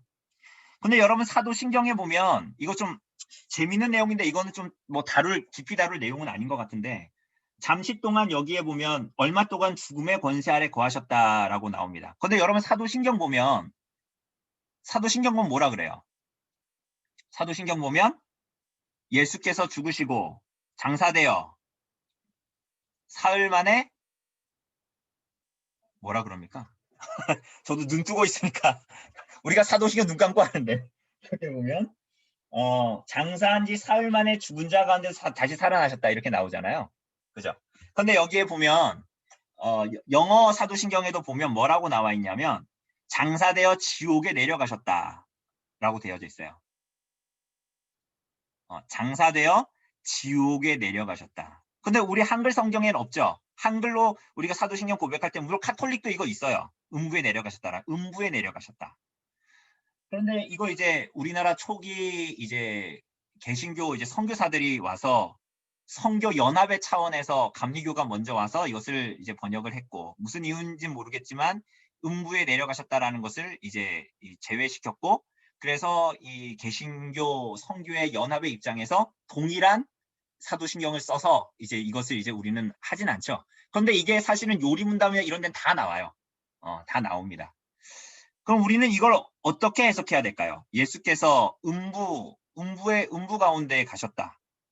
지옥에 내려가셨다라는 말이거든요. 음부에 내려가셨다. 여기에서는 몇 가지 해석이 있습니다.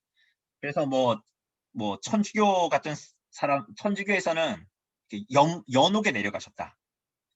림보라고도 얘기하는 지옥에 연옥에 내려가셨다. 그 천국도 지옥도 아니잖아요. 연옥이. 죽은 다음에 연옥에 들어가서 거기에 대한 죄값을 거기서 치러야 돼요. 치르고 나서 이제 천국으로 가든가 이렇게 돼야 되거든요. 그래서 왜 면죄부 같은 거 사가지고 연옥에서 고통받고 있는 당신의 친척들이나 친지들이 당신이 땡그랑 돈을 넣는 순간 이제 연옥에서 탈출하게 됩니다. 이게 면죄부잖아요. 면죄부. 뭐 그런 거. 루터파는 뭐라고 얘기했냐면 사탄과 흑암의 권세들에게 십자가의 승리를 선포하기 위해서 그 악의 영들에게 선포하기 위해서 지옥에 내려가셨다 뭐 이렇게 얘기를 하는데 개혁교회는 결국은 이 모든 내용들을 상징적이고 비유적으로 설명합니다. 정말로 지옥에 내려가셨다. 정말로 지옥에 내려가셨다라고 생각하지 않아요. 사실은 초대교회는 정말로 예수님이 지옥의 모든 죽은 영혼들에게 내려가셨다라고 생각했어요. 근데 사실은 그렇게 예수께서 지옥에 이걸 지옥 강하라고 얘기하는데 지옥 강하의 목적과 의미 이런 것들을 찾을 수가 없어요. 생각을 해보면 왜 그렇게 하셨는가. 그래서 이제 개혁교회는 그리고 뭐 웨스트민스터 회의에 참석했던 모든 신학자들 그리고 우리의 교회의 전통들 칼빈 그리고 뭐 하이델베르크를 뭐 썼던 뭐 우르시누스 모든 이제 개혁 신학자들 모든 교회의 전통은 이것을 상징적으로 얘기합니다. 그래서 예수께서 우리를 대신해서 그리스도께서 우리를 대신해서 우리의 자리에서 하나님의 진노와 그 모든 고난과 고통을 받으셨기 때문에 그 내 위에 임할 하나님의 진노와 저주가 임하기 때문에 지옥의 고통을 경험하셨다. 그래서 그리스도의 죽으심과 고난을 심화시키는 표현이다. 라고 고백합니다. 그래서 이게 아마 뭐 어떤 우리가 이제 그렇게 이제 고백을 합니다. 뭐 이걸 길게 다룰 건 아닌데 궁금해 하시는 분들이 있을 것 같아서 그래서 이제 그 하이델베르크도 보면 음부에 내려가셨으며 라는 말을 왜 덧붙이셨습니까? 라고 얘기할 때 이렇게 얘기해요. 내가 큰 고통과 중대한 시험을 당할 때에도 나의 주 예수 그리스도께서 나를 지옥의 두려움과 고통으로부터 구원하셨음을 확신하고 거기에서 풍성한 위로를 얻을 수 있도록 하기 위함입니다. 그분은 그의 모든 고난을 통해 특히 십자가에서 말할 수 없는 두려움과 아픔과 공포와 지옥의 고통을 친히 당하심으로써 나의 구원을 이루셨습니다. 그러니까 여러분과 제가 당해야 할 모든 고통을 당하셨다. 그래서 첫 번째 문장은 그러니까 그리스도로 이것으로 말미암아 우리가 어떤 유익을 얻는가. 그리고 뒤에는 그 내용이 뭔가를 해설하는 거죠. 두려움과 아픔과 고통, 공포와 지옥의 고통을 친히 당하심으로 우리의 구원을 이루셨습니다라고 이제 해설을 이제 하는 것이라고 볼 수 있습니다. 자, 그래서 여기서 이제 승기로 넘어갈 텐데 우선은 그러함에도 불구하고 첨언을 하자면 지옥의 고통을 맛보셨다. 그래서 그리스도께서 대신해서 죽음의 권세 아래 거하시기 때문에 신자들은 그리스도로 말미암아 그리스도를 믿고 그와 연합된 자들은 죽어도 죽음의 권세 아래 거하지 않고 신자의 영혼은 죽은 뒤에 고통을 당하지 않고 아까도 말씀드렸다시피 즉시 영광 가운데로 들어가고 육신은 무덤에서 쉬며 뭐를 기다릴까요? 무덤에서 쉬며 뭘 기다릴까요? 뭘 기다려요? 무덤이 계속 좋으니까 계속 쉴까요? 쉬며 뭘 기다려? 부활을 기다립니다. 부활을 기다려. 여러분 그런 면에서 보면 여러분 잘 모르겠습니다. 그러니까 요즘엔 장례 지내면 거의 대부분 어떻게 합니까? 거의 대부분 화장 많이 하죠. 화장. 네, 화장합니다. 화장. 화장 많이 하죠. 뭐 근데 사실은 뭐 화장할 수 있죠. 대부분 하고 또 이제 뭐 우리나라 국토를 얘기하시는 분들도 있고 너무 좁고 막 그런 얘기하시는 분들도 있고 그런데 사실 생각해 보면 그러니까 이 믿음이 연약한 자들, 이후에 남은 자들 그리고 어떤 성경의 어떤 의미들을 조금 생각해 보면 화장보다는 매장이 맞지 않을까라는 생각을 저는 사실은 합니다. 뭐 제가 선산이 있는 것도 아니고 우리 집안에 그런 건 아니지만 생각을 해보면 우리 아이가 화장하는 데 많이 가보셨겠지만 요즘에는 안 그런 데가 되게 많다고 얘기하는데 옛날에 제가 전 교회에서 이제 갔을 때는 대부분 화장을 하고 그걸 바로 그 앞에서 이 뼈들을 다 모아서 쓸고 그 앞에서 찍고 막 이랬거든요. 요즘에는 안 그런다는 얘기를 들었던 것 같은데 근데 어쨌거나 그것을 볼 때 물론 그리스도께서 다시 오시고 부활하실 때 그런 게 아무런 문제가 되지 않죠. 그러나 그것을 보는 결국은 장례는 결국은 교회의 일이 아닌데 그럼에도 그걸 하는 이유는 사실은 유가족들과 남은 자들을 위해서 하는 거잖아요. 그리고 믿음의 연약한 자들. 그들이 그걸 봤을 때 어떤 생각을 할까라는 걸 봤을 때 그리고 성경의 어떤 이 뉘앙스를 봤을 때 무엇이 맞을까 하는 것들은 사실 실천적으로는 좀 고민이 됩니다. 편리하기는 화장이 편리하죠.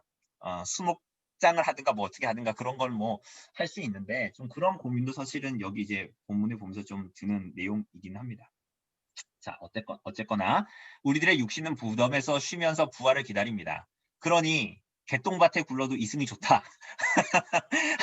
이런 거는 우리와 아무 상관이 없는 얘기들입니다. 그죠? 우리는 친구를 위하여 자기 목숨을 내어줄 수 있는 자들이죠. 왜? 이젠 죽음이 우리들에게 아무런 걸림돌이 되지 않기 때문입니다.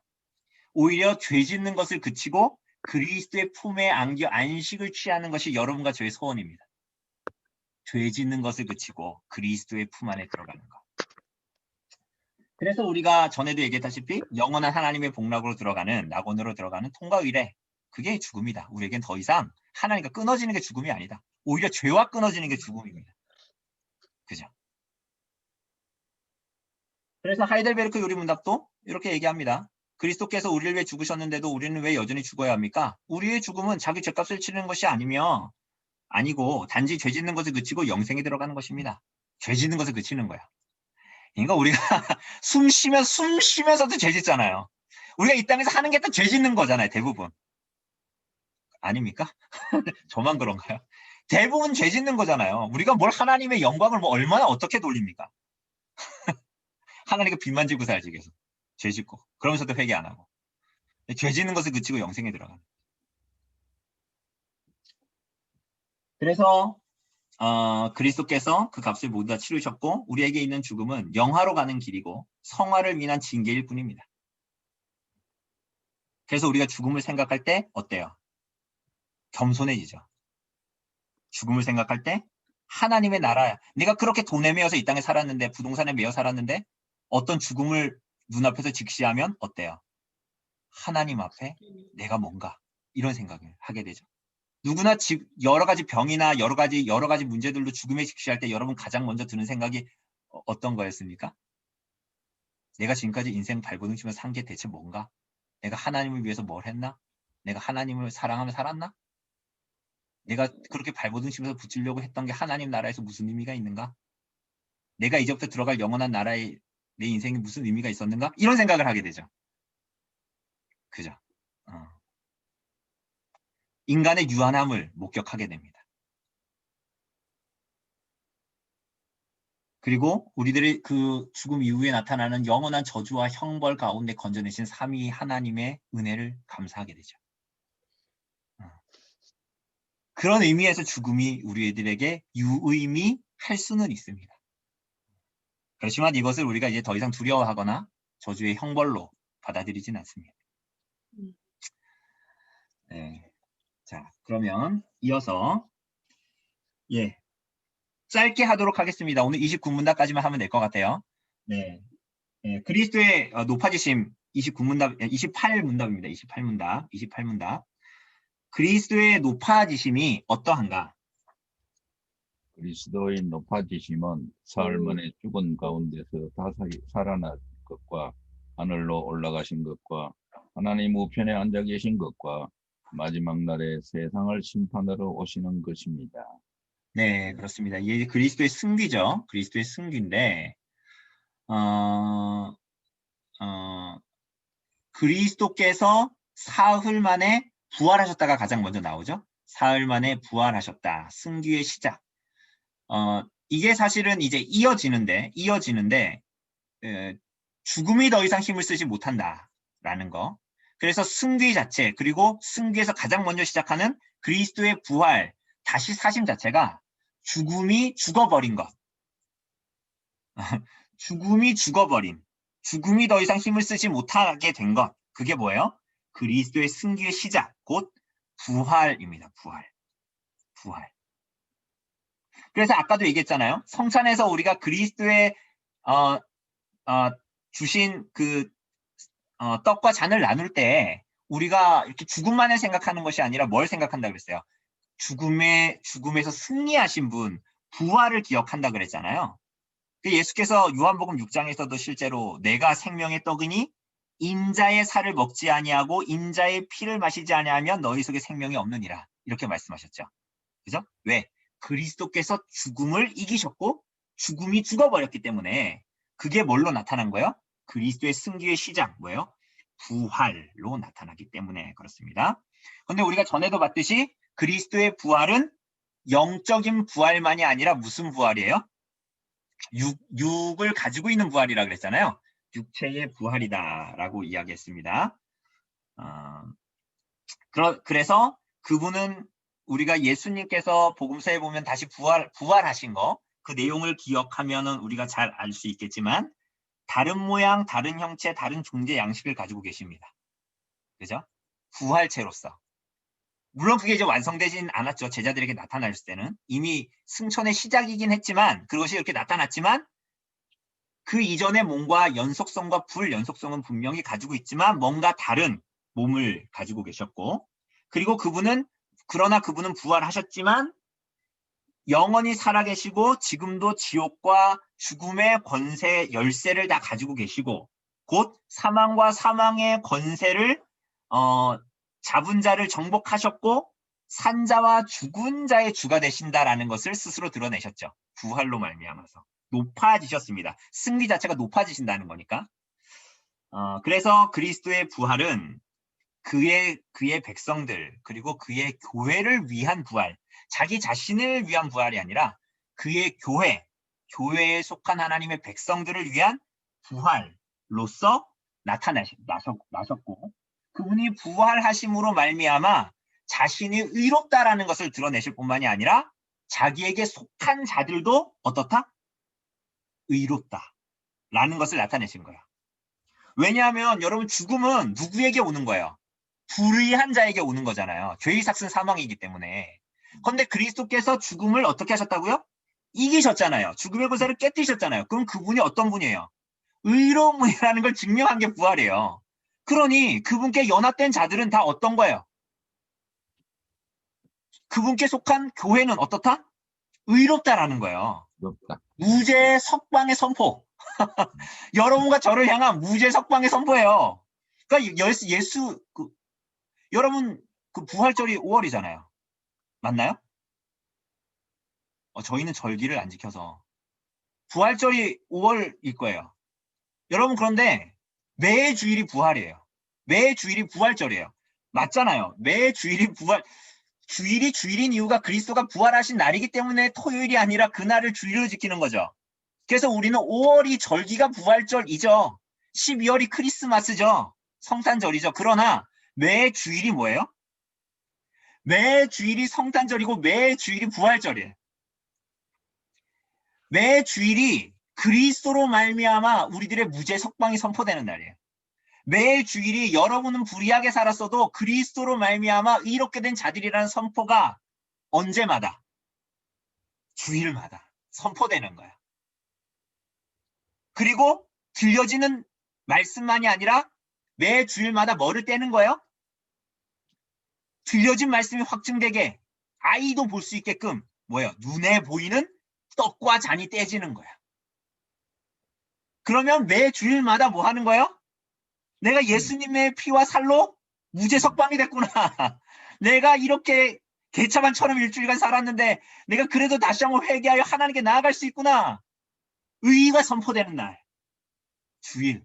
여러분 그게 주일이 중요합니까? 안 중요합니까? 생명보다 중요하지. 생명보다 중요하죠. 내 생명이 하나님 앞에 의로움에 달렸는데 생명보다 단풍놀이보다 중요한 거예요. 골프 치러 가는 것보다 중요한 거예요.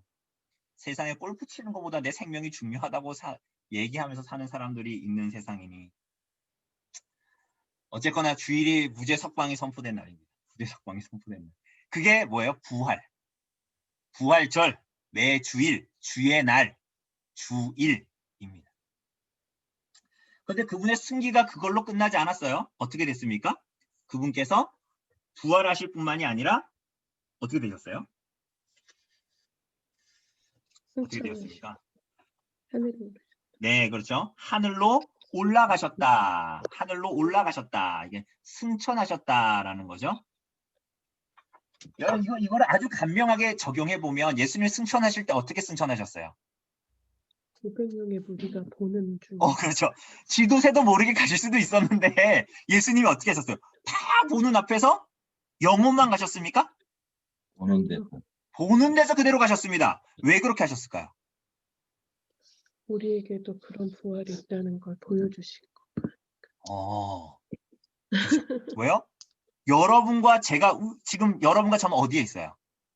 이 땅에요. 이 땅에 있죠? 이 땅에서 우리들의 마음 중심, 이 땅에서 우리들의 인생의 지향점이 어디에 있어야 된다는 거예요? 하늘. 하나님 나라. 그분의 나라, 그분의 집, 내 아버지 집에는 거할 곳이 많은데 내가 너희를 위하여 거할 것을 준비하러 가겠다. 그러니 너희는 그 나라로 내가 초대하는데 이 땅에서 하나님의 나라를 바라보면서 사는 삶을 살아라. 그죠? 그래서 네. 그리스도께서 보시는 그대로 올라가신 거예요. 음. 육신을 입고 있는 우리가 하나님의 나라를 바라보고 이 땅에서 몸을 가지고 살아가도록, 고린도전서 6장이 말하는 대로 몸을 가지고 살아가도록, 내 전인으로 하나님께 순종하며 몸과 혼을 다해, 몸과 마음을 다해 순종하며 살아가도록, 이 땅에서 하나님께서 부르실 때까지. 그리스도께서 우리에게 보이신 하나하나가 태어나실 때부터 승천하실 때까지 하나 쓸모 없는 게 없는 거예요. 하나도 우리를 위해서 하지 않으신 것은 아무것도 없어요. 그죠?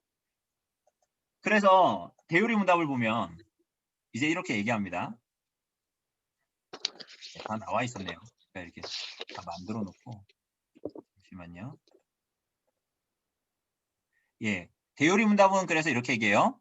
그리스도가 그의 승천에 있어 높아지신 것은 그가 부활하신 후 종종 나타나시고, 그러니까 승천이 가장 먼저 뭘로 시작하냐면 부활로 나타나는데, 종종 나타나시고 그의 사도들과 담화하시며 하나님 나라의 일들을 말씀하시고 모든 민족에게 복음을 전하라고 명령하시고, 이게 지상명령이죠.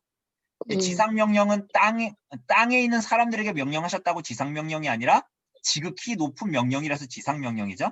모든 민족에게 복음을 전하라고 명령하시고 제자 삼으라고 명령하시고, 부활 후 40일 동안 우리와 같은 본성을 가지시고 우리의 머리로서 원수를 이기시며 보이는 가운데 지극히 높은 하늘에 올라가시고 거기서 우리를 위하여 선물을 받으시며, 이 선물이 뭐예요? 이 선물이 성령입니다. 나중에 보겠지만 선물을 받으시며 우리의 생각을 그리로 끌어올리시고 우리를 위하여 있을 곳을 예비하시기 위하여 그곳에 계시며 세상 끝날 그가 재림하실 때까지 그곳에 계시는 일입니다. 이렇게 얘기합니다. 그래서 그리스도께서는 승천하셨다. 승천하셨고 그분이 영혼과 육체를 지니신 인성으로서 지금도 하늘에 계신다. 그렇죠? 우리는 그것을 알 수가 있습니다. 그리고 그분이 인성으로 계시지만 이 땅에서 보았던 인성이 아니라 영화롭고 변화된 인성을 가지고 계시겠죠. 그리고 우리를 그곳으로 영화롭게 된 인성으로 이끄시겠죠. 아담이 타락하기 전에 하나님의 말씀에 순종하여 얻어야 했던 의로 말미암아 이루어야 할 인성과 같이, 그죠? 우리들의 영화로운 인성을 그분이 먼저 취하시고 그리고 우리를 그곳으로, 그 상태로 이끄시겠죠. 그분이 이미 그 영화의 몸으로 변화하셨고 승천을 통해서 완성하셨기 때문에 그곳으로 우리를 초대하시는 것입니다. 그래서 그리스도와 연합된 우리는 어떻게 하면 그렇게 될까가 아닙니다. 어떻게 하면 그렇게 될까요? 오늘부터 금식을 하면 될까요? 아니요. 그리스도와 연합된 우리가 때가 되면 부활하여 그리스도가 계신 그곳에 올라갈 때 그와 같이 된다라는 거예요. 그와 같이 된다라는 거예요. 그래서 그 이후에 어떻게 되셨는가? 그 다음에 어떻게 되죠? 하늘로 올라가신 후에 하나님 아버지의 우편에 앉아 계십니다. 우편에 앉아 계십니다. 우편에 앉아 계신다는 거 정말 앉아 있는 거 아니에요? 그죠? 스데반이 죽을 때 그리스도께서 뭐 하고 계셨어요? 스데반이 죽을 때 그리스도께서 앉아 계셨어요? 서 계셨어요. 서 계셨어요. 재밌죠? 서 계셨어요. 로마서에는 계신다고 그러고, 혹시 계시록 2장에는 그리스도께서 뭐 하고 계신지 아세요? 건이 쉬고 계세요. 다리가 아프셔서 앉아 계시다가 걸으셨나? 그게 아니라 그분이 계시다, 서셨다, 거니신다라는 것은 다 뭐냐면 그분이 영광의 통치, 그리스도께서 통치하신다라는 거예요. 보좌 우편에 계신다라는 게 그런 의미거든요. 그런데 그분이 그렇게 하나님의 최고의 총애를 받는 다스리시는 그 자리에서 그분께서는 뭘 하고 계실까요? 그 다스리시는데 뭘 어떻게 다스리실까요? 자, 이게 바로 지난주에 수업을 강의를 같이 들으신 분들은 알게 되죠. 그게 뭐예요? 삼중직. 그렇죠. 삼중직입니다. 삼중직입니다. 삼중직. 그래서 선지자로서 그분은 성령을 통해서, 그러니까 그분께서 다스리시는 거예요. 하나님 보좌 우편에서 통치하시는데 선지자로서 뭘 하신다고요? 성령을 통해서 제자들에게 하신 말씀을 생각나게 하시고 사도들에게는 성경을 기록하게 하시고 지금도 말씀을 맡은 목사들에게는 성령을 통해서 설교에 영감을 주시고 그리고 뿐만이 아니라 각 성도들의 마음에는 뭐 하세요? 말씀을 깨달을 수 있도록 뭐 하시는 거예요? 조명하시는 거예요. 한글을 못 깨닫는 사람이라도 한글을 잘 알지 못하는 우리 권사님 같은 분이라도 하나님의 말씀을 듣게 하셔서 그 말씀이 그 마음판에 새겨지도록 하시고 믿게 하시는 거. 그게 다 누가 하시는 거예요? 하나님 보좌 우편에서 그리스도께서 오늘도 하고 계시는 거예요. 선지자로서. 여러분 그뿐만이 아니라 그래서 그분을 믿는 자들은 다 어떻게 되는 거예요? 그의 선지자직을 본받게 돼요. 어떻게? 그를 증거하죠. 그리스도의 증인으로 여러분들이 살아가잖아요. 그게 바로 선지자로서 그분이 오늘도 우리를 다스리시고 있기 때문이죠. 하나님 보좌 우편에서 통치하시고 있기 때문에 그런 거예요. 교회가 그리스도를 증거하는 이유는 교회에 대단한 사람들이 대단히 부자이고 대단한 사회적, 경제적 지위와 명성을 가진 사람들이 교회에 있어서가 아니라 그리스도께서 교회를 오늘도 통치하시기 때문에 교회와 성도들이 각자의 위치에서 그리스도를 증거하는 자들로 나타납니다. 또 제사장으로서 그리스도께서는 뭐 하시고 계실까요? 오늘도 하나님 보좌 우편에서 속죄 사역의 근거에서 중보 사역을 하시죠. 중보자로서 계시잖아요, 그분이. 그래서 우리가 지난주에 그랬잖아요. 우리들이 하는 기도는 중보 기도라고 하면 안 되고 무슨 기도라고 해야 된다고요? 도고라고 해야 된다고. 도고.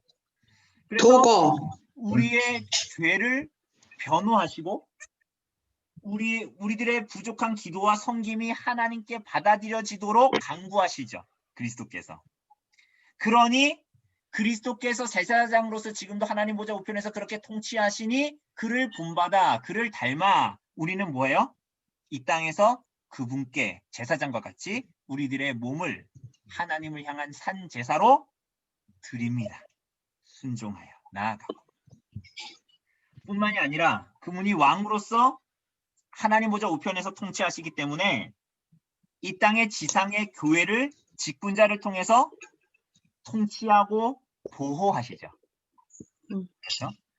그래서 이 세상 사는 동안에 죄와 마귀와 대항하여 싸우게 하시는 실제적으로 우리들에게는 교회가 하나님의 백성들이 이렇게 우리들의 삶을 이끄죠.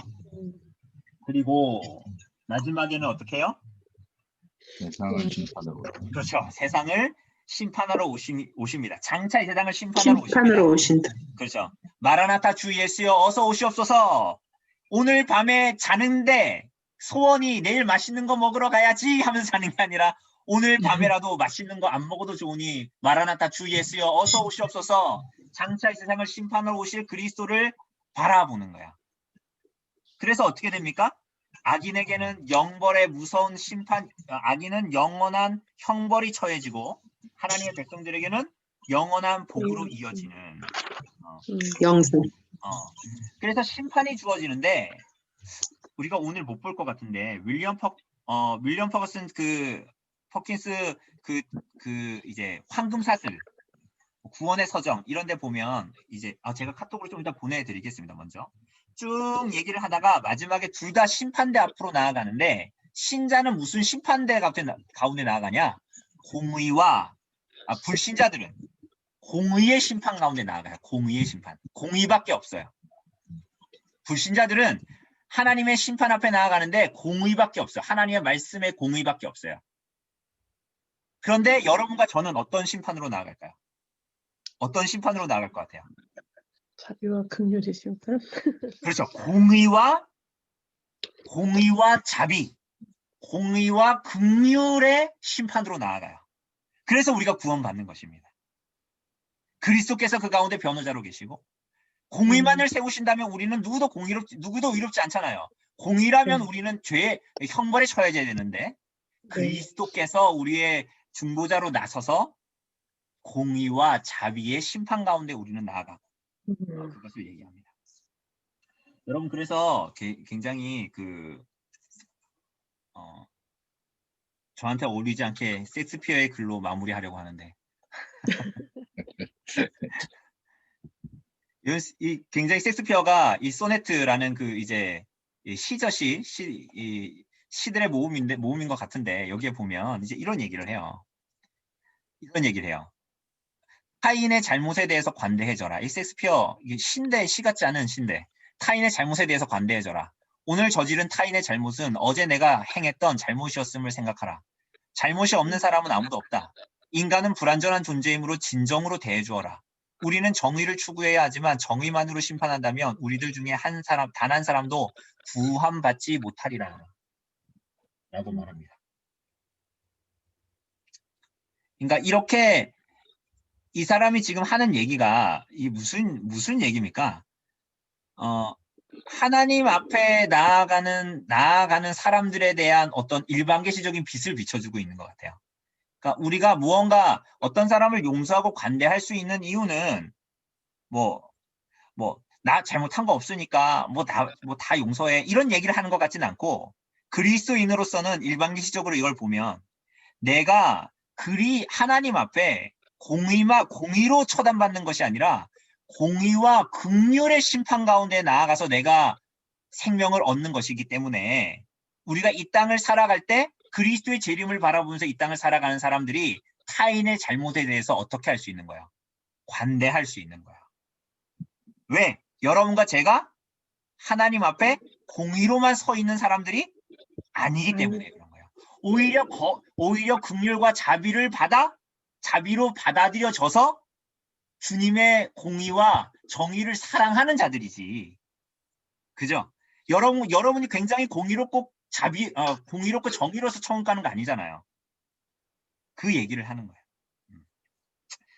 거예요. 그래서 이 그리스도의 승기의 마지막, 그리스도의 이 재림으로 말미암아 승기를 통해서 이 모든 유익들, 비하와 승기를 통해서 얻어진 모든 것들이 하나님의 자녀들에게 주어지고 하나님의 가시적인 교회는 비가시적인 교회는 완전히 이루어지고 성취되고 완성되고 그래서 새 하늘과 새 땅, 신천지 신천지에서 그 교회는 그리스도와 같이 온전한 선지자, 제사장, 왕의 직분을 온전히 구현하는 자들로 여러분과 제가 나타날 겁니다. 그래서 창세기 마라나다 주 예수여 어서 오시옵소서 라고 계시록이 끝나지만 그 완성은 창세기로 회귀할 겁니다. 창세기 1장 28절에 하나님이 그들에게 복을 주시며 하나님이 그들에게 이르시되 생육하고 번성하여 땅에 충만하라 땅을 정복하라 바다의 물고기와 하늘의 새와 땅에 움직이는 모든 생물을 다스리라. 하나님의 통치가 완전히 완성되는 하나님의 통치가 완연하게 드러나는 그것이 그리스도의 승기, 그리스도의 다시 오심으로 말미암아 완성되어지는 것입니다. 그래서 그리스도로 말미암아 우리에게 주어지는 그 나라는 제일 좋은 곳입니다. 우리가 기대하고 우리가 들어갈 곳. 왜 좋은 곳입니까? 내가 오늘 20평에서 사는데 거기서는 넓은 집에서 살 거기 때문에 그런 것이 아니라 하나님이 계시기 때문에 그리스도가 계시기 때문에 우리의 최고의 상급이 계시기 때문에 내가 그곳에서 하나님을 정말 즐거워할 대로 즐거워하고 사랑해야 할 대로 사랑하는 존재로 살아갈 수 있기 때문에 그리스도의 승기, 그리스도의 다시 오심이 기대되는 것입니다. 그죠? 더 안 하겠습니다. 시간이 너무 많이 갔기 때문에. 오늘 밤 즐겁게 그리스도의 다시 오심을 기대하면서 주무시려면 이렇게 편안하게 주무시려면 이 정도에서 끝내야 될 것 같아요. 이거 목사님.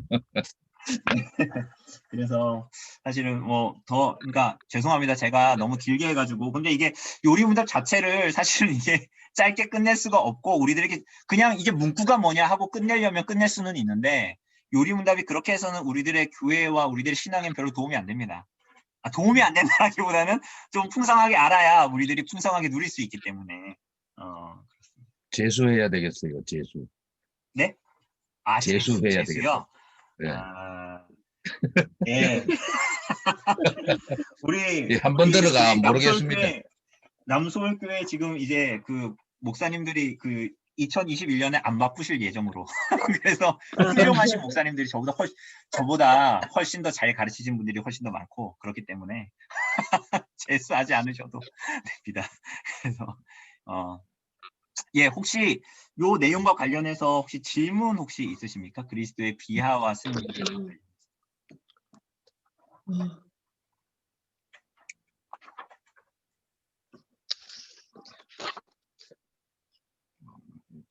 예. 없으십니까? 뭘 알아야 질문을 하죠. 네, 뭘 알아야지. 죄송합니다. 네, 제가 정답. 제가 잘 해야 제가 되는데. 그 말 하려고 그랬는데 뭘 알아야 질문을 하지. 아닙니다. 잘 받아들여서 주셔서 너무 감사하고요. 예. 우리 성도님들 항상 이렇게 저희 오후 모임 때 소유리 문답하거나 신앙 고백사 하고 나면 우리 성도님들에게 항상 말씀드리거든요. 혹시 질문 있으십니까? 그러면 이렇게 우리 성도님들이 이렇게 계세요. 이렇게 계세요. 이렇게 계세요. 만족하다는 거지. 저는 만족하다고 받아들입니다. 그냥 저를 좀 마음이 편하게 해서 우리 성도님들이 만족하시는구나 이렇게 생각하고 그냥 끝내는데 어쨌거나 네, 감사합니다. 그래서 다음 주에는 29, 30문답 효과적인 부르심 칭의까지 할 수 있을지 모르겠어요. 좀 혹시나 개괄적으로 크게 할 수 있으면 하는데 한 문답이라도 그냥 제대로 하는 게 또 낫지 않을까 싶기도 하고 그렇습니다. 그래서 여러분들 숙제 우선 잘 해주셔서 너무 감사합니다. 숙제. 그래서 숙제 그리고 그 과제 마지막 과제 잘 해주십시오. 다시 한번 말씀드리지만 아시죠? 뭐 깨달은 거 이런 거 소감문 이렇게 오늘도 최우성 목사님하고 통화하는데 출석 체크 잘 하라고 그리고 과제 꼭 제출 받으라고 저한테 신신당부하셨거든요. 그러니까 여러분들 꼭 하셔야 됩니다. 꼭 하셔야 되고 제가 어떻게 할 수 없잖아요. 제가 좀 뭐 이렇게 결석 이런 거 다 체크하고 결석 몇 번 해도 된다 이런 거 말씀하셨잖아요. 대부분 중간에 사정이 있으셔서 그만두신 분들 외에는 대부분 다 들으시고 또 못 들으시면은 또 이렇게 따로 녹음한 거나 녹화한 거 들으시는 것 같은데 특별히 이렇게 뭐 떨어지는 분들은 없으신 것 같아요. 없으신 것 같으니까요. 여러분 하여튼 마지막까지 잘 고생해 주시고요. 고생해 주시고 종교개혁사 조금 어떠셨는지 모르겠지만 그거 읽으신 것 자체가 여러분들에게는 어쨌거나 저쨌거나 좀 뭐라 그럴까요? 앞으로 혹시나 더 이런 유를 공부하는 데에 도움은 되실 것 같다고 생각은 들어요. 오히려 그 다음 주에 읽을 게 신앙고백서 교리문답이 그래서 나왔습니다. 이런 얘기를 합니다. 이제 끝날 때가 다 됐는데 이제 이게 왜 나왔습니다. 이런 얘기를 합니다. 네, 어쨌거나 그 앞에 내용을 아는 것이 되게 중요합니다. 자, 그래서 다음 주에는 요 마지막 100에서 107문답이죠. 100에서 107문답 주기도에 대한 내용들이고 특강 종교개혁사 11화 그 내용들을 읽으시고 하시면 될 것 같습니다. 벌써 이게 다음 주가 어쨌거나 마지막인데요. 마지막까지 열심히 한 주만 더 달려주시면 감사할 것 같습니다. 그리고 그 소감문이요. 네네네네. 그거 이메일 같은 거 하나 올려주세요. 네. 알겠습니다. 네. 제가 이메일을 보내드리도록 네. 하겠습니다. 이메일을 카톡에 네. 오늘 바로 올릴 테니까요. 그거 잘 네. 보시고 거기로 네. 혹시나 이거 키보드로 치기 어려우신 분들은 요리문답 쓴 노트 거기다 쓰셔서 찍으셔서 보내시면 됩니다. 개인 카톡으로 저한테 보내셔도 돼요. 그러니까 네. 그런 거는 아무 염려하지 마시고요. 숙제니까요. A4 2장인데 2장 너무 어렵다. 한 네. 장하고 살짝 넘으셔도 됩니다. 너무 어려워요. 1장 2장 되도록 과제를 제출해야 되니까. 그래서 하여튼 뭐 새롭게 알게 된 거, 기존에 생각했던 거, 이게 나의 신앙과 그리고 교회와 나의 교회 섬김과 어떻게 연관이 되어질 수 있을까에 대한 고민, 나름의 고민, 그런 것들을 써주시면 감사할 것 같습니다. 신앙 강좌 자체가 거기에 포커스를 두고 있으니까 뭘 얼마나 똑똑한 사람 만들려고 그러는 것 같지는 않고요. 제가 봤을 때는 그런 건 아닌 것 같으니까 어쨌거나 그것을 담백하게 우리가 원래 또 이렇게 그리스도를 믿는 사람들일수록 거칠애보다는 담백해지지 않습니까? 담백하게 거칠애 없이 담백하게 이렇게 써주시면 감사할 것 같습니다. 그 강의를 디스하면 제가 너무 마음이 괴로울 것 같으니까요. 그건 저한테 개인적으로 해주시고 그건 정말 숙제로서 자신의 소감을 쓰는 겁니다. 강의가 어땠다, 강의 평가 말고 자기가 어땠다를 써야 됩니다. 네, 그래서 제 강의가 부족한 건 저도 잘 알고 있고요. 제 아내도 수시로 얘기하기 때문에 그건 제가 잘 알고 있습니다. 잘 알고 있으니까. 네, 하여튼 어쨌거나 유익이 된 게 있다면 그 내용들을 이렇게 담아주시면 될 것 같습니다. 네, 말이 길어졌네요. 네, 하여튼 예, 감기 조심하시고요. 또 미세먼지 많은데 또 초미세먼지 많은데 조심하시고 코로나 조심하시고 편안한 밤 되시기를 바랍니다. 네, 감사합니다. 감사합니다. 수고하셨습니다.